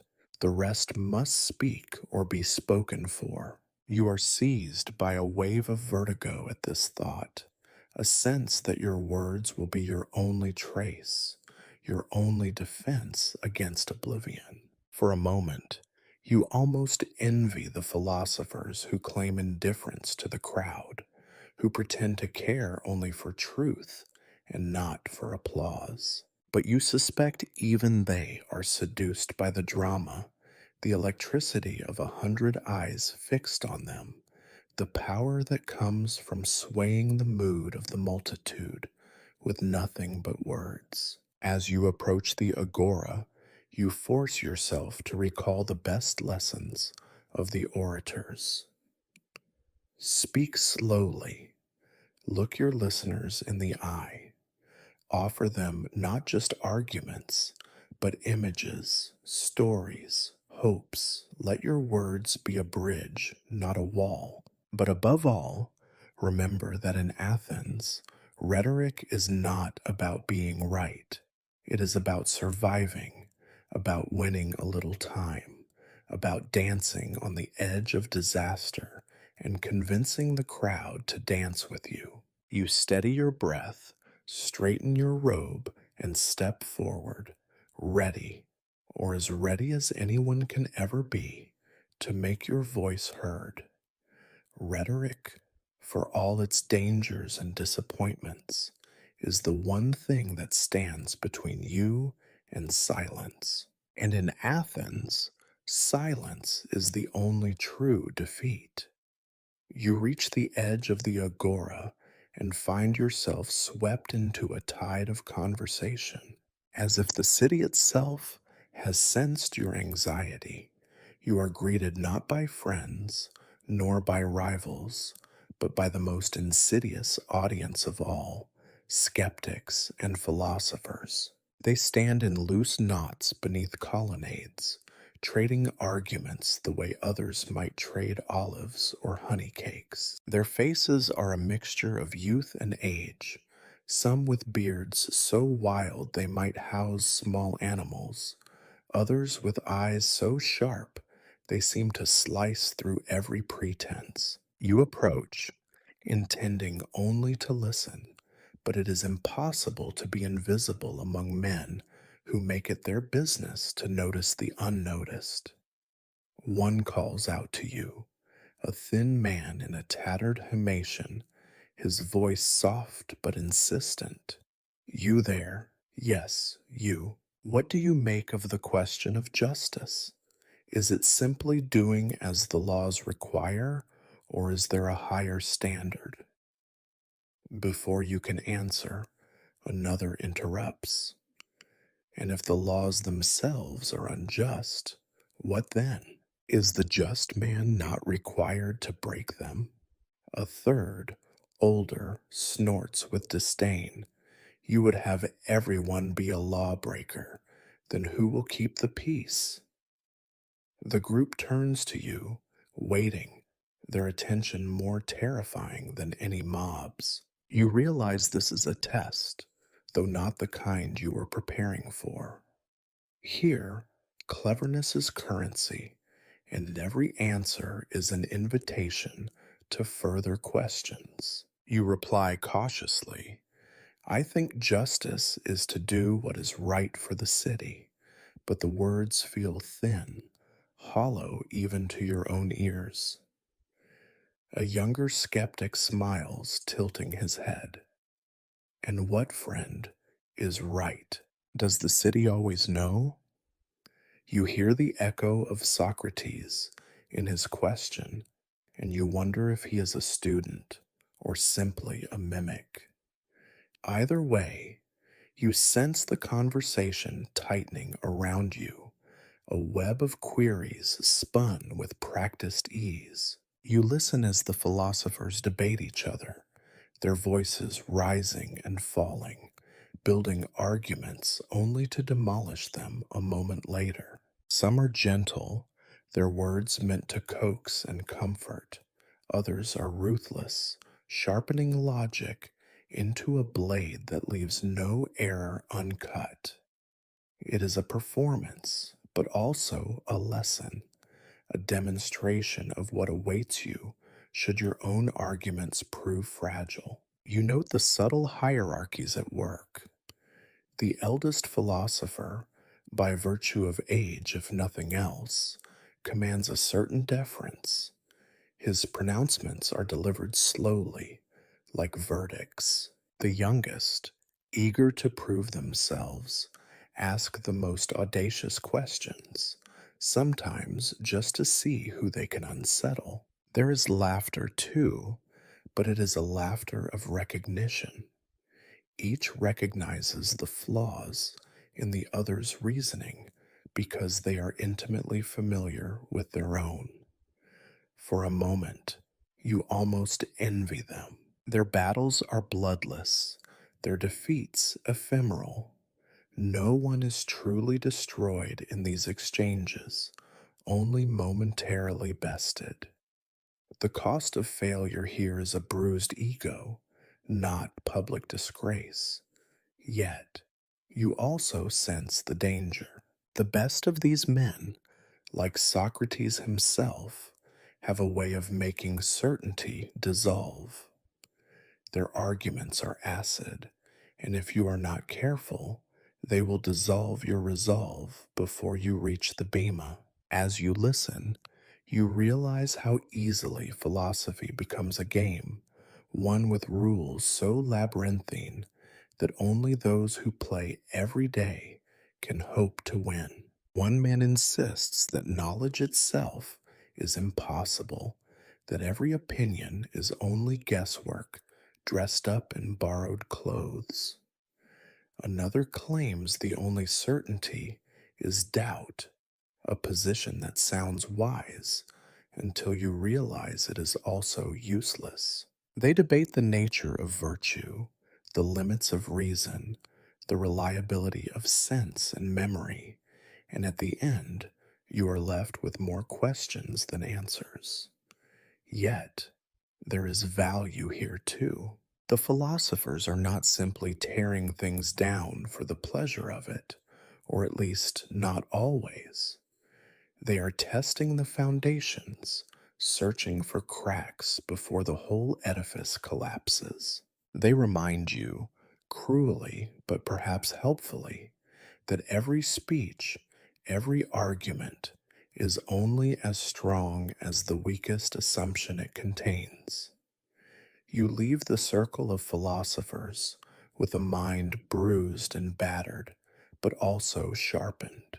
Their skepticism, for all its danger, is a kind of inoculation. If you can withstand their questions, perhaps you can withstand the greater trial to come. You remind yourself of something you heard once from an old teacher. In Athens, every man is a philosopher. The difference is only in the price he pays for his mistakes. As you step away, the group turns to a new victim, their voices already rising in a fresh argument. You catch fragments as you walk. Is happiness the goal or only the byproduct? Does the city exist for the good of the people, or do the people exist for the good of the city? You wonder if there are any answers at all, or if the questions themselves are the only truth. In the growing heat of the morning, you move closer to the agora's center, your nerves frayed, but your mind oddly clear.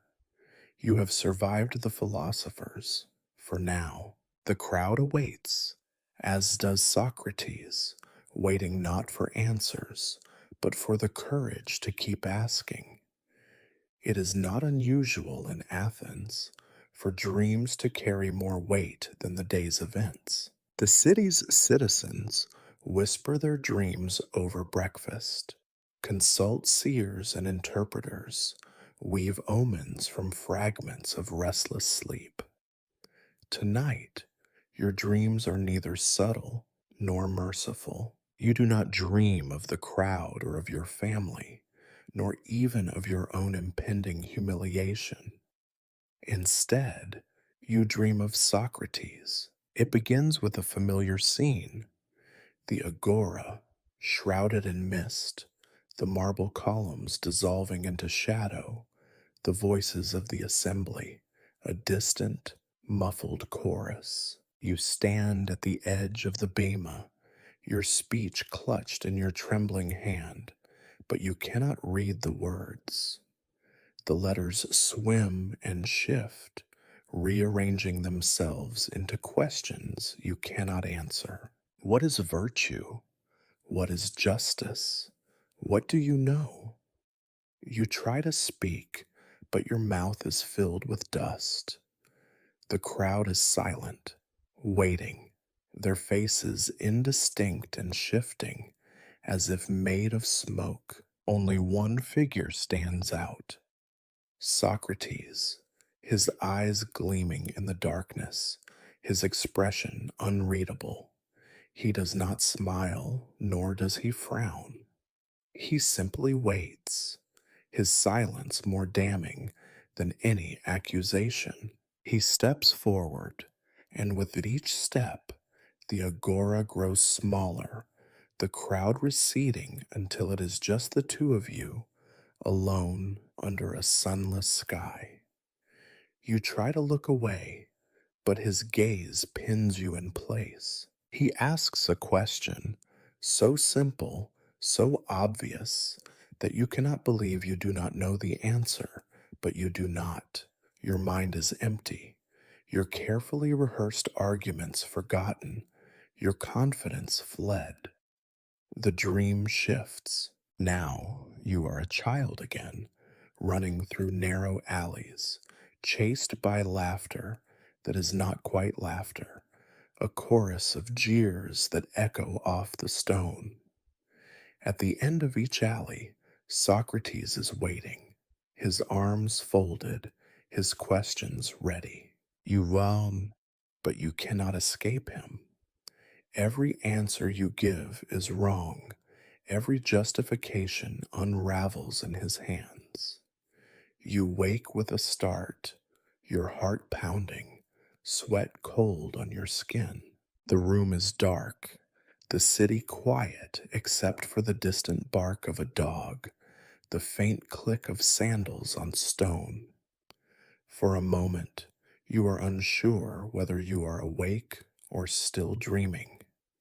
The fear lingers, a shadow clinging to your thoughts. You remember hazily the stories told by elders at symposiums. Dreams are omens, they say, sent by the gods to guide or to warn. Some claim that Socrates himself is favored by demons, that his insight comes not from study alone, but from divine whispers in the night.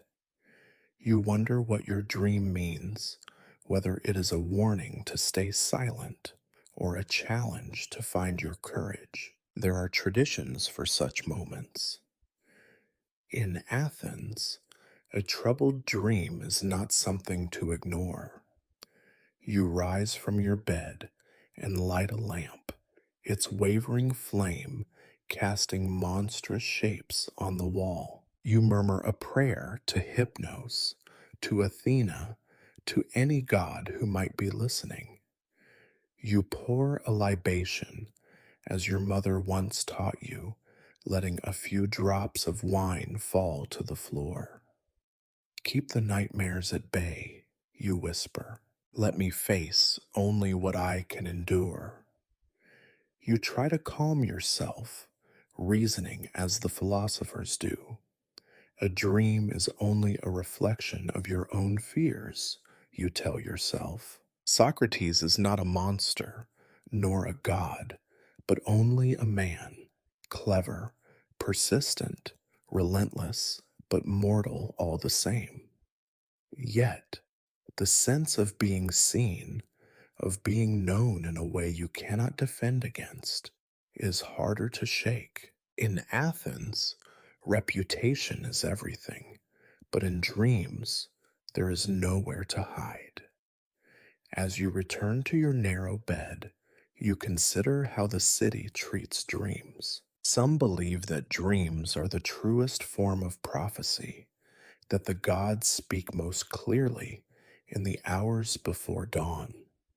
Others dismiss them as the mind's debris, no more meaningful than the mutterings of a drunk. Yet even the skeptics cannot resist sharing their dreams, searching for meaning in every shadow and silence. You think of Socrates, of the rumors that swirl around him, how he listens to a voice only he can hear, how he turns every certainty to dust. You remember his followers, their eagerness to please, their fear of disappointing him, their delight in being chosen for questioning. You wonder if they too dream of his gaze, or if you are alone in this particular torment. When at last you drift back to sleep, the dream returns, but this time you are the one asking questions. You stand before Socrates, your voice trembling but clear. Why do you do this? You ask. Why must you tear down what others build? He smiles, not kindly, but not cruelly either, because only when the walls have fallen can you see the sky, he replies. You wake again, the words echoing in your mind. Dawn is breaking, pale and thin, and the city is stirring. You are tired, but something has shifted. Fear remains, but it is tinged now with defiance, with a faint, stubborn hope that you might survive, not because you have all the answers, but because you are willing, for a moment, to face the questions. In Athens, the crowd demands certainty, but perhaps the gods are kinder to those who are honest about their ignorance. Or perhaps you think, as you rise and dress once more, this is only the kind of comforting lie one tells oneself before disaster. Either way, you will meet the morning and whatever questions it brings. Morning in Athens is always cruel, but today the light feels surgical, exposing every doubt, every unfinished thought you had hoped to hide. You sit at your battered table, if a plank balanced on stones deserves such a grand title, your stylus poised above the papyrus, and stare down at the first line of your speech.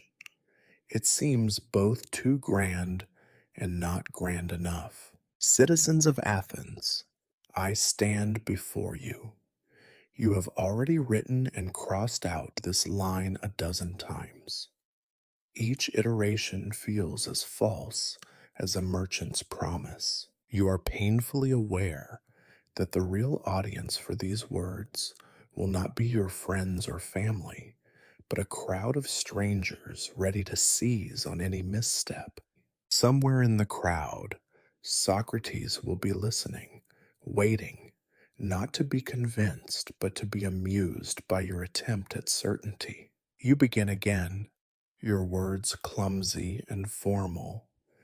I come before you not as an expert, but as a fellow citizen, mindful of the duties we all share.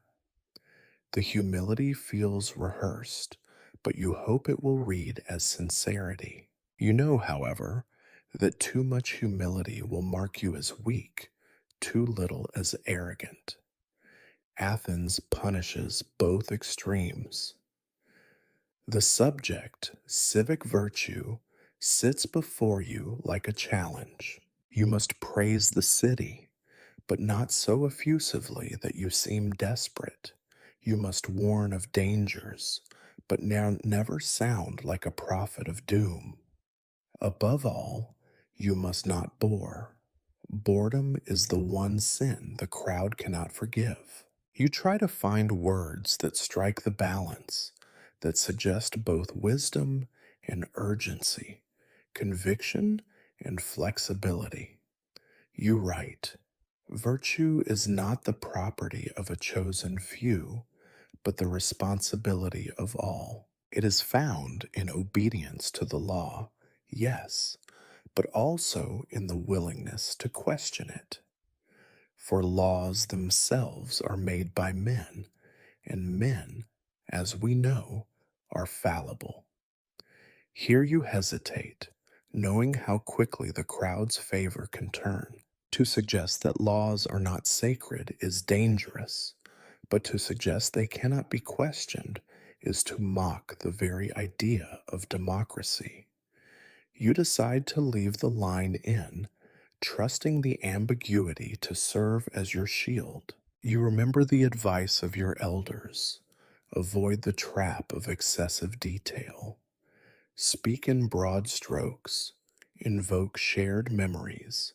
Flatter the audience's intelligence. Let us remember the courage of those who defended our city, you write, not only on the battlefield, but in the courts, in the council, and in the marketplace of ideas. Their courage was not merely in fighting, but in speaking, in listening, in daring to imagine Athens greater than it is. You wrestle with your conclusion, the part of any speech most likely to be remembered or most likely to haunt you. You toy with the idea of quoting a poet, perhaps Simonides or Pindar.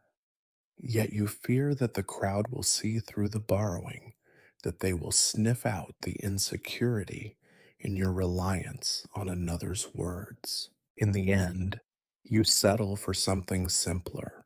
Let us, each in our own way, strive not only to serve Athens, but to deserve her. You scan your draft, searching for the traps you know Socrates and his followers might lay. You have been careful to avoid grand claims. No one, you hope, can ask you to define virtue in any way that cannot be redirected. You have invoked the city's heroes, but not by name, so as not to invite comparisons with their more famous descendants. You have left enough ambiguity to escape the worst of the crowd's ire, or so you pray. Still, as you read your words aloud, you hear the hollowness at their core. You are performing, yes, but so is every other speaker. Athens is a city of performances, each citizen an actor forced by birth and custom to mount the stage. You wonder if anyone believes their own rhetoric, or if belief itself is a luxury reserved for fools and children. You recall, with a kind of grim comfort, the stories of orators who wrote and rewrote their speeches up until the last moment. Some legends claim that Demosthenes would tear up a dozen drafts before finding a line he could trust, that even Pericles spent sleepless nights haunted by the memory of a single, poorly chosen word. If the greatest of the city suffered, Who are you to expect peace? Your speech is not perfect. It is not even, you suspect, particularly memorable, but it is finished. And in Athens, sometimes survival is all the victory you can hope for. You carefully roll the papyrus, tie it with a strip of faded cloth, and place it with your things. You know you will rehearse it a dozen more times before you speak, muttering the lines under your breath as you wait your turn. The words will become a shield, a talisman against the chaos of the crowd. You pause for a moment, stylus in hand, and allow yourself to imagine the best possible outcome. The crowd quiet, listening, nodding in approval, your words echoing back to you in the memory of others. You allow yourself, too, to imagine the worst. Jeers, laughter, a question from Socrates that leaves you paralyzed, your ideas dissolving before the city's gaze. Both possibilities feel equally real. The lamp sputters, the shadows on the wall lengthen, and you realize that the act of writing, for all its frustrations, has given you a fragile sense of control. The speech is yours now, as ready as it will ever be. Whether Athens is ready for you is another matter entirely. You gather your things, tuck the speech into your robe, and prepare to step out into the waking city. The words are not armor, but they are the only defense you have. In the end, perhaps that is all any Athenian ever possesses, a handful of words and the courage to speak them. You step out into the new day, your speech hidden in the fold of your robe, your heart thudding a nervous anthem. The agora stretches before you, bathed in the thin, early light that makes even the oldest stones seem uncertain, as if the city itself is still deciding whether it will be kind or cruel today. It is a strange hour, this time just after dawn, but before the business of the day truly begins. The city is waking reluctantly, with a mix of optimism and dread. You pause at the edge of the square, trying to anchor yourself in the sounds that fill the air. Athens at dawn is a symphony of both hope and exhaustion. First come the voices, soft, scattered, growing in confidence as the light strengthens. You hear the merchants setting up their stalls, their greetings a practiced melody. Some are gentle, others sharp, the tone shifting with each negotiation. Fresh olives, best in the city. Honey from Hymettus, sweet as the muse's song.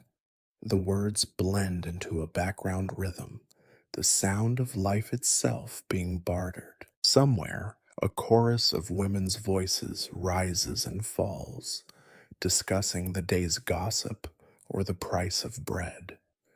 Theirs is a different music, quick, clever, half in jest, half in warning. You catch a snatch of complaint about a husband who drank too much, a neighbor who borrows and never repays, a new law that everyone hates, but no one will dare oppose. The footsteps come next, soft sandals on stone, the shuffle of old men with canes, the brisk trot of slaves hurrying with baskets balanced expertly on their heads. Every step seems to echo with history, with the unspoken promise that all this has happened before and will happen again. Children run across the square, their laughter high and piercing, oblivious to the anxieties of their elders. One tosses a stick for a mangy dog, which returns it with the single-minded hope that this time, finally, it will be greeted as a hero. The dog, of course, is ignored. The children move on, already distracted by the possibility of mischief elsewhere. There are less cheerful sounds, too. A heated argument breaks out between two men, something about debt or property lines. Their voices are rough, their anger genuine, but already a few bystanders are snickering, turning real trouble into street theater. A chorus of crows descends on a pile of discarded bread crusts, their cries shrill and insistent, as if mocking the speakers and the crowd alike. You pass by a group of craftsmen sharpening their tools, the rasp of metal on stone, a sound as ancient as the city itself. They talk quietly of work, of taxes, of the weather, their conversation the steady pulse of those who build and mend, while others debate and argue.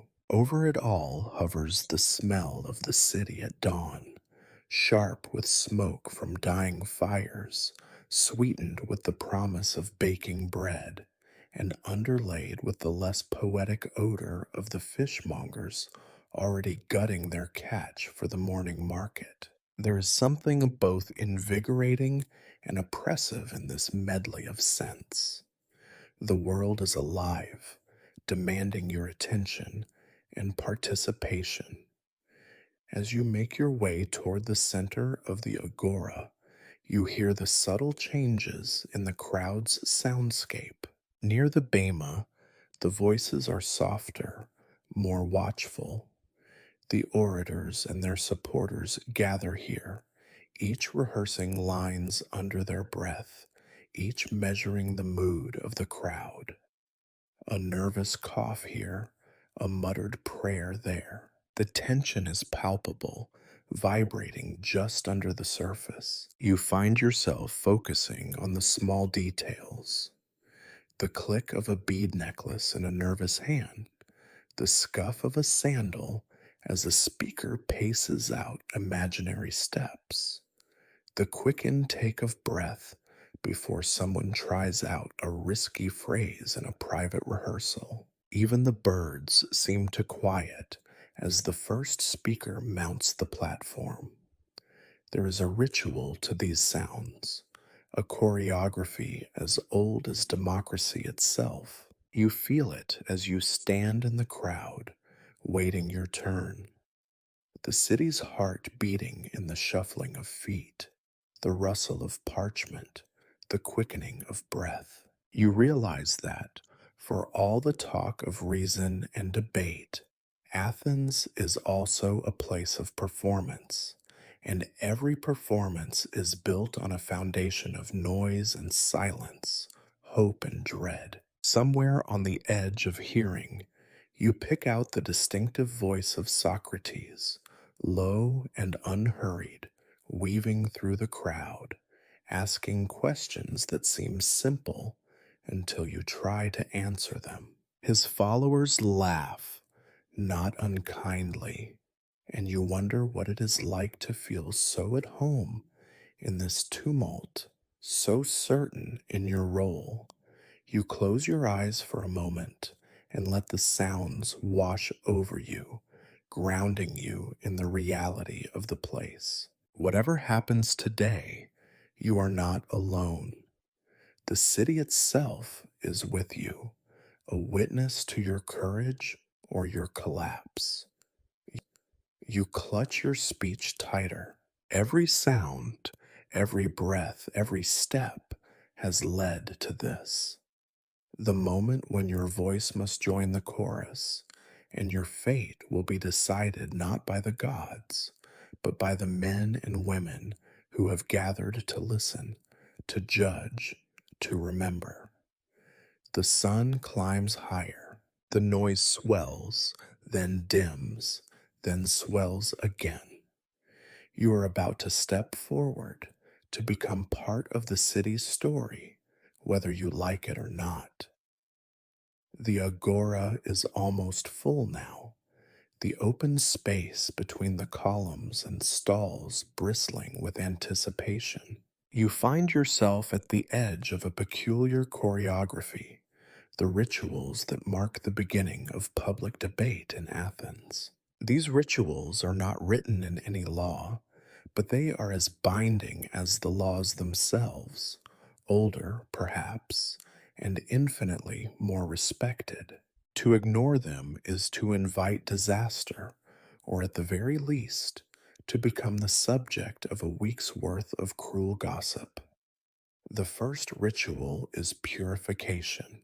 An old man, appointed by the city, though no one seems to remember his name, walks slowly around the edge of the assembly, sprinkling water from a cracked clay vessel. To drive away evil words and ill will, he mutters, though it is well known that both will be back before the water dries. The gesture is more than superstition. It reminds everyone that the words about to be spoken matter, that they might shape the city's fate, for better or worse. You watch as some participants, particularly the older citizens, close their eyes and murmur short prayers. Athena is invoked most often, but you catch the names of Zeus, Apollo, even Dionysus, because, as everyone knows, a little madness is sometimes useful in debate. There is a silence that falls over the crowd, not the silence of boredom, but the charged, expectant pause before the storm.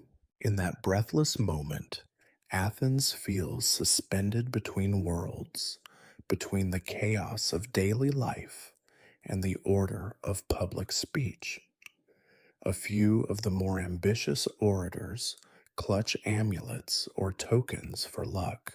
You see a man stroking a small figurine of Hermes, the god of clever speech and lucky outcomes. Another presses a piece of laurel leaf to his lips before tucking it into his sleeve. Superstition or strategy? In Athens, the line is thin and frequently crossed. You notice that even the most skeptical, those who mock the gods in private or question them in philosophy, do not entirely abstain. Socrates himself is said to make small offerings, not because he believes they work, but just in case. You smile at the thought. Even the greatest questioner in Athens hedges his bets when faced with the unpredictable moods of the crowd. There are social rituals, too, acts of inclusion and exclusion played out in gestures and glances.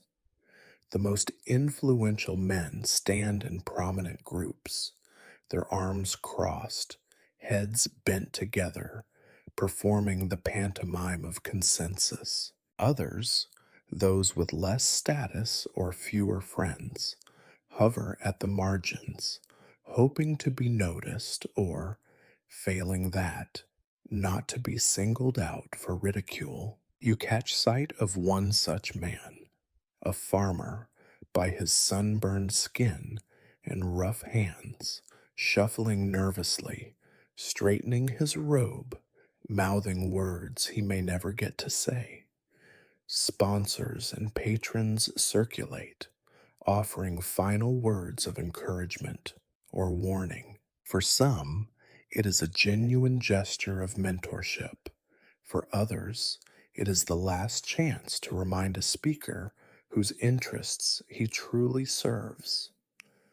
Remember the vote on the grain tax, one hisses.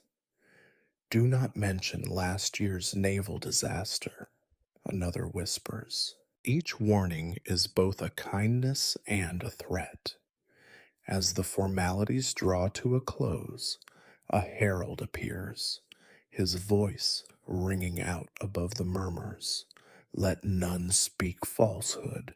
Let none insult the gods or the people. Let all speak for the good of the city.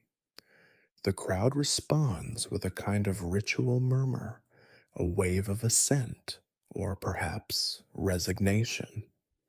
The rules have been stated. Everyone knows they will be broken, but it is important to declare them just the same. You are struck by how much these rituals resemble a kind of magic. They do not change the reality of the assembly, the chaos, the factionalism, the ever present threat of violence or ridicule, but they shape the atmosphere, framing what is to come as something more than mere argument. These are not just men and women shouting at each other. This is the city, struggling to find its voice. Finally, the practical preparations begin. The bema is swept clean. The first speakers are called forward in the order drawn by lots, a nod to the democratic ideal, though everyone knows the process is not as random as it appears. Each speaker mounts the platform with a mixture of dread and bravado, their supporters gathered close, their detractors already sharpening their wits. You watch as a young man, barely more than a boy, steps forward to speak. His hands shake, his voice quavers, but the crowd listens.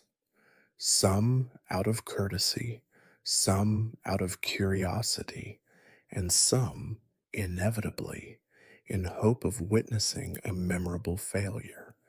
The young man stumbles, recovers, presses on. When he finishes, there is polite applause, no disaster, no triumph. He slips back into the crowd, his ordeal over for another year. You look for Socrates. He stands near the edge of the assembly, arms folded, his expression unreadable. His presence is a ritual in itself.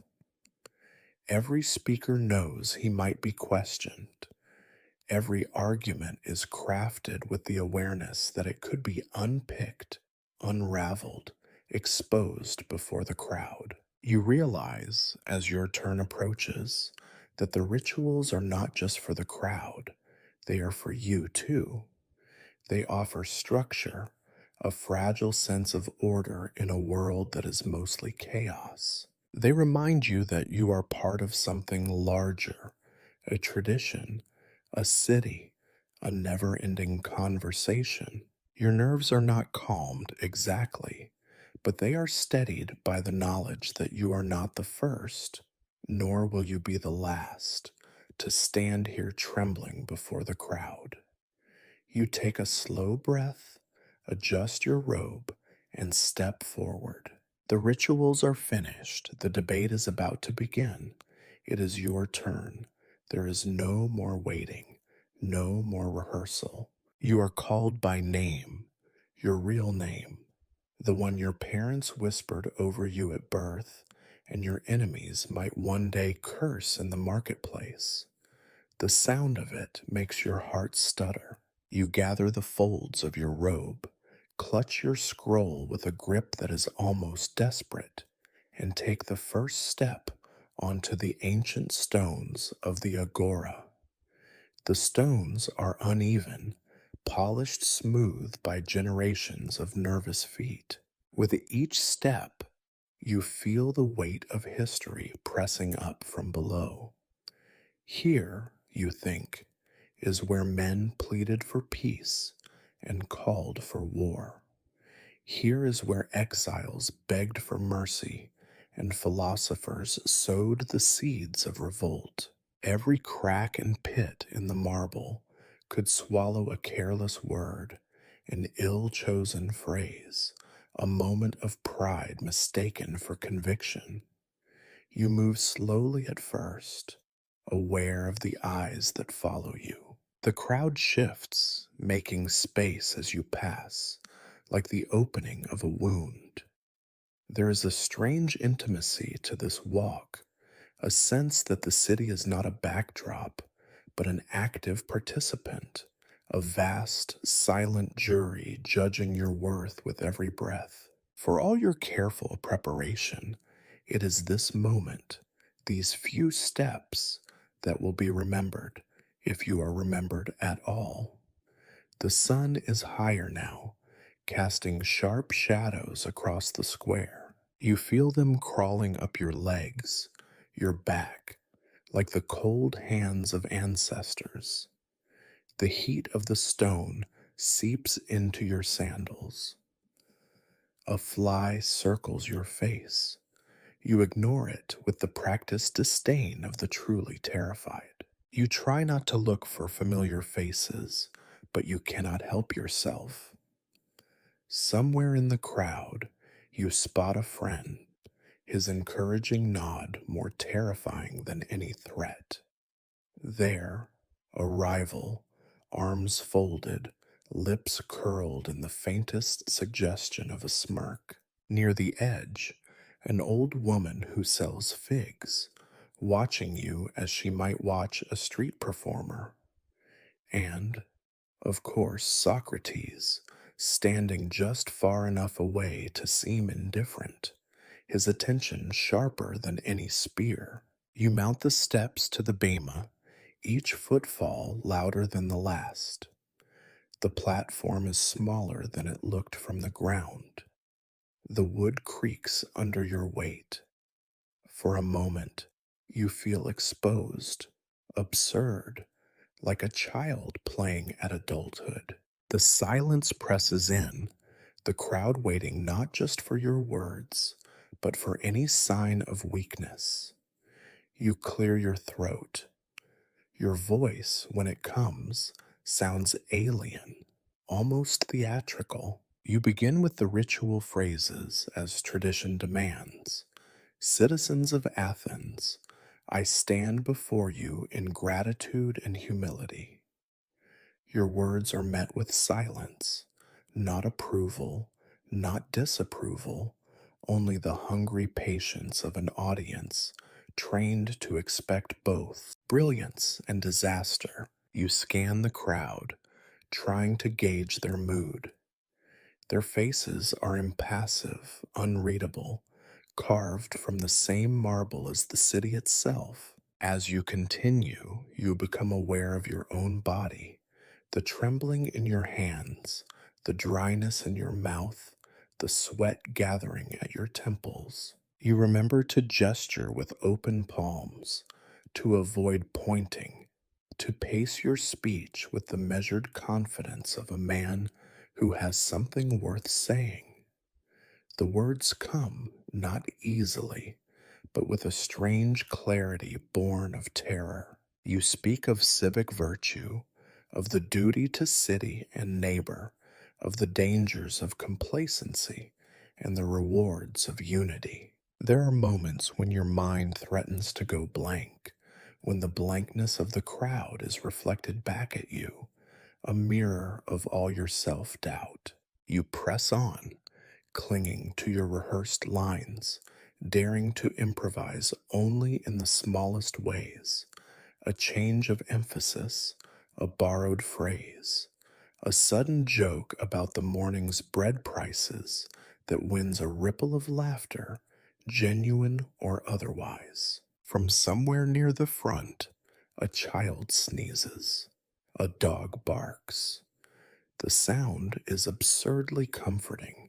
It reminds you that, for all its grandeur, the agora is still just a place where people gather, worry, quarrel, and sometimes listen. You reach the heart of your argument that Athens is made not by its stones, but by its people, by the willingness to stand, speak, and sometimes falter in public. You try to sound resolute but not arrogant, hopeful but not naive. You are aware of Socrates' gaze, not direct but felt, as if the very idea of questioning hovers just behind your words. Your conclusion approaches, and with it, a strange calm. You sense the end, the nearness of relief. You invoke the ancestors, thank the gods, and end with a plea for unity. For a moment, the silence is absolute. You cannot tell if it is respect or simply uncertainty about how to respond. Then, as if by signal, the crowd stirs. Some applaud, briefly, but with enough enthusiasm to be heard. Others remain quiet, unreadable. A few voices mutter, a few heads shake. You have not moved the city, but you have not been destroyed by it either. You step down from the bema, legs weak, mouth dry, vision swimming with relief and confusion. You are met by a mixture of nods and shrugs. No one jeers, no one shouts. You realize you have survived. That, for today, is enough. You look back at the agora, at the stones that have borne the weight of 1,000 speeches before yours. They are unchanged, indifferent. Tomorrow, someone else will walk this path. But for this moment, the city has listened and you have spoken. The rest, the judgment, the memory, the questions, will come soon enough. It is a peculiar truth in Athens that survival on the bema is never the end. The moment you step down, breathless and shaky legged, the world seems to tilt. You have barely found your footing among the mingling crowd before a new ordeal presents itself. The debate, often impromptu, always perilous. It is an unspoken rule that a successful speech must be tested. Today, the test took up in the form of a philosopher. He is not Socrates, but he might as well be. The posture is familiar, the air of mild amusement unmistakable. He is younger, with bright, alert eyes, and a habit of rubbing his chin as if to polish his thoughts before releasing them. The crowd, their appetite whetted by your speech, senses the coming spectacle and forms a loose circle around you both. He greets you with courtesy, genuine or affected, it is impossible to tell. Your words on civic virtue moved some, perhaps. Yet I wonder, what do you mean by virtue? Is it obedience to the law, or is there something higher? His voice is light, but every syllable is a hook. You steady yourself. You had prepared for questions, but not for this. A battle fought not with noise, but with logic sharpened into a blade. You answer cautiously. Virtue, I believe, is loyalty to the city and a willingness to act for the common good, even when it is difficult. You try to sound reasonable, modest. The crowd hums, sensing the opening moves. The philosopher nods, as if you are a student who has almost passed the test.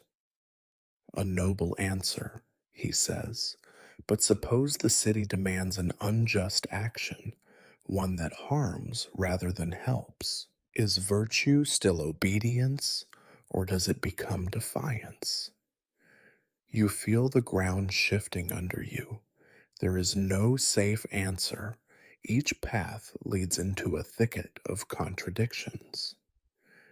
You pause, considering. Virtue cannot be blind obedience, you reply. The words slower now, heavier. The citizen must judge for himself, must balance duty with conscience. He smiles, but there is no malice in it, only the pleasure of the game. And whose conscience, he asks? If every citizen's sense of virtue is different, How does the city hold together? You realize this is the essence of the philosopher's craft, to strip away every certainty, to demand clarity where there is only custom and habit. You look at the crowd. Some are bored, some amused, a few lean forward with genuine curiosity. They have heard this dance before, but each time it is a little different, each answer a little more desperate. You decide to risk honesty. Perhaps that is why we argue, you say, why we debate, even now. The city is held together not by agreement, but by the struggle to find it. Virtue is not a fixed point. It is a conversation, never finished, always necessary. There is a pause. The crowd is silent, the philosopher watching you closely. He does not press further, and you feel both relief and disappointment. The debate could go on forever. Sometimes it does. But today, for reasons you cannot guess, he is content to leave it there. He nods, perhaps in respect, perhaps in resignation. You speak like a true Athenian, he says. The words are both praise and warning. The circle dissolves, the crowd shifts back to its other business. Some come to congratulate you, others to offer tepid encouragement, still others to criticize your answers in undertones as soon as your back is turned. You realize that in Athens, no victory is ever complete and no defeat is ever total. Every argument leaves behind its own residue, a dust that settles into the city's memory. As you leave the circle, you catch Socrates' gaze once more. He is smiling, not mockingly, but with a kind of recognition. Perhaps he has watched this ritual 1,000 times. Perhaps he was waiting to see if you would survive it. You are left with the sense that he, too, values not the answers, but the willingness to enter the debate, to stand exposed before the city and trust in words alone. You walk away, exhausted but intact. The debate is finished for today, but in Athens, the conversation is never truly over. The agora will remember you, if only for an afternoon. You blend into the crowd, a little wiser, a little humbler, and wonder what stories will be told of this morning. A speech delivered, a question answered, a voice heard among many. Tomorrow there will be other debates, other questions, other speakers, but for now, you have survived, and that, in Athens, is more than enough. The agora is thinning, the late morning sun carving sharp shadows between the colonnades. Merchants shout with new urgency. Children race through the legs of tired citizens, and already your speech is slipping from memory, yours and theirs. Only the most recent gossip truly lasts in Athens, and even that is measured in days. Yet as you linger on the edge of the square, rolling and unrolling your scroll in restless hands, you feel a presence, a sensation as physical as a sudden chill. Socrates is watching you. He does not call you over, does not beckon. Instead, he stands among his usual knot of followers, arms folded, listening with that paradoxical stillness that is somehow more commanding than any orator's roar. For a moment, you consider slipping away, losing yourself in the market's anonymity. But something, pride, stubbornness, perhaps a final flicker of hope, roots you in place. It is impossible not to meet his gaze. And so you do. His eyes, when they meet yours, are not cruel. They are curious, searching, infinitely patient. The eyes of a man who has seen every possible mistake and found each one interesting in its own way. The crowd's noise falls away. For an instant, the city consists only of the two of you, an invisible thread stretched taut between question and answer. Socrates inclines his head almost imperceptibly, as if granting you permission to approach. You do, your heart thudding as if you are walking to your own judgment. He does not smile, nor does he frown.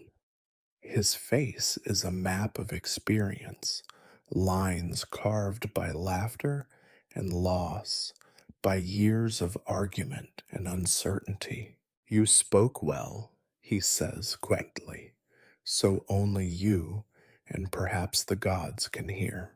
But more importantly, you listened well. Few are patient enough to do both. You want to thank him, but words do not come easily. Socrates does not seem to expect gratitude. He is already turning the moment over in his mind, examining it for lessons, not for praise. Tell me, he continues, when you spoke of virtue, did you believe your own words? The question is gentle, but it stings. You think back on every draft, every rehearsal, every calculated phrase. You remember the hollowness you tried to ignore, the unease that crept in whenever you sensed an argument built on shifting sand. I wanted to, you admit, surprised by your own honesty. Sometimes I almost did. He studies you for a long time, then nods. That is the beginning, not the end. Doubt is not weakness. Only the unexamined life is truly fragile. A flicker of a smile crosses his face, vanishing almost as quickly as it came. His followers watch this exchange, waiting for a parable, a clever turn of phrase, some small lesson to carry away and repeat at tomorrow's gathering. Instead, Socrates simply turns back to the agora, his attention wandering to a new argument already beginning nearby.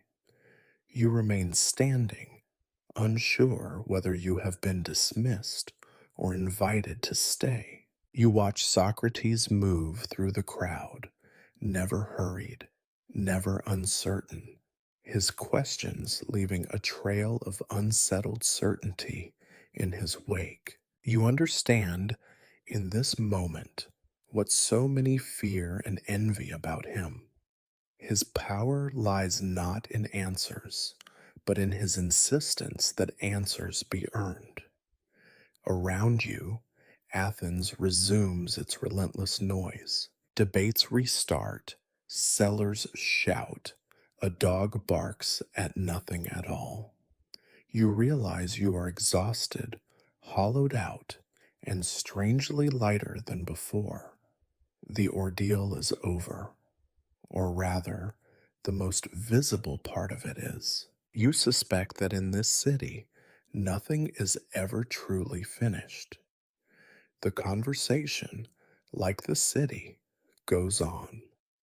You turn to leave, moving through the agora as an equal among equals, no longer merely a bystander, but not yet a master of the art. You have spoken, you have been questioned, you have met the gaze of Socrates and survived. In Athens, that is almost as good as glory. Tonight you will sleep, perhaps deeply, perhaps not. You will replay the day's events, searching for what you could have said differently, wondering if any words truly matter, or if the act of standing and speaking is enough. You suspect that Socrates would say it is the questioning that matters most. As the sun climbs and the agora fades into its usual cacophony, you carry away a new kind of silence, not the silence of fear, but the quiet that follows when you have risked everything and for once have not been destroyed. The city will remember you, if only for a little while, but you will remember Socrates' gaze long after the crowd has forgotten your name, and that, in the end, is the beginning of wisdom.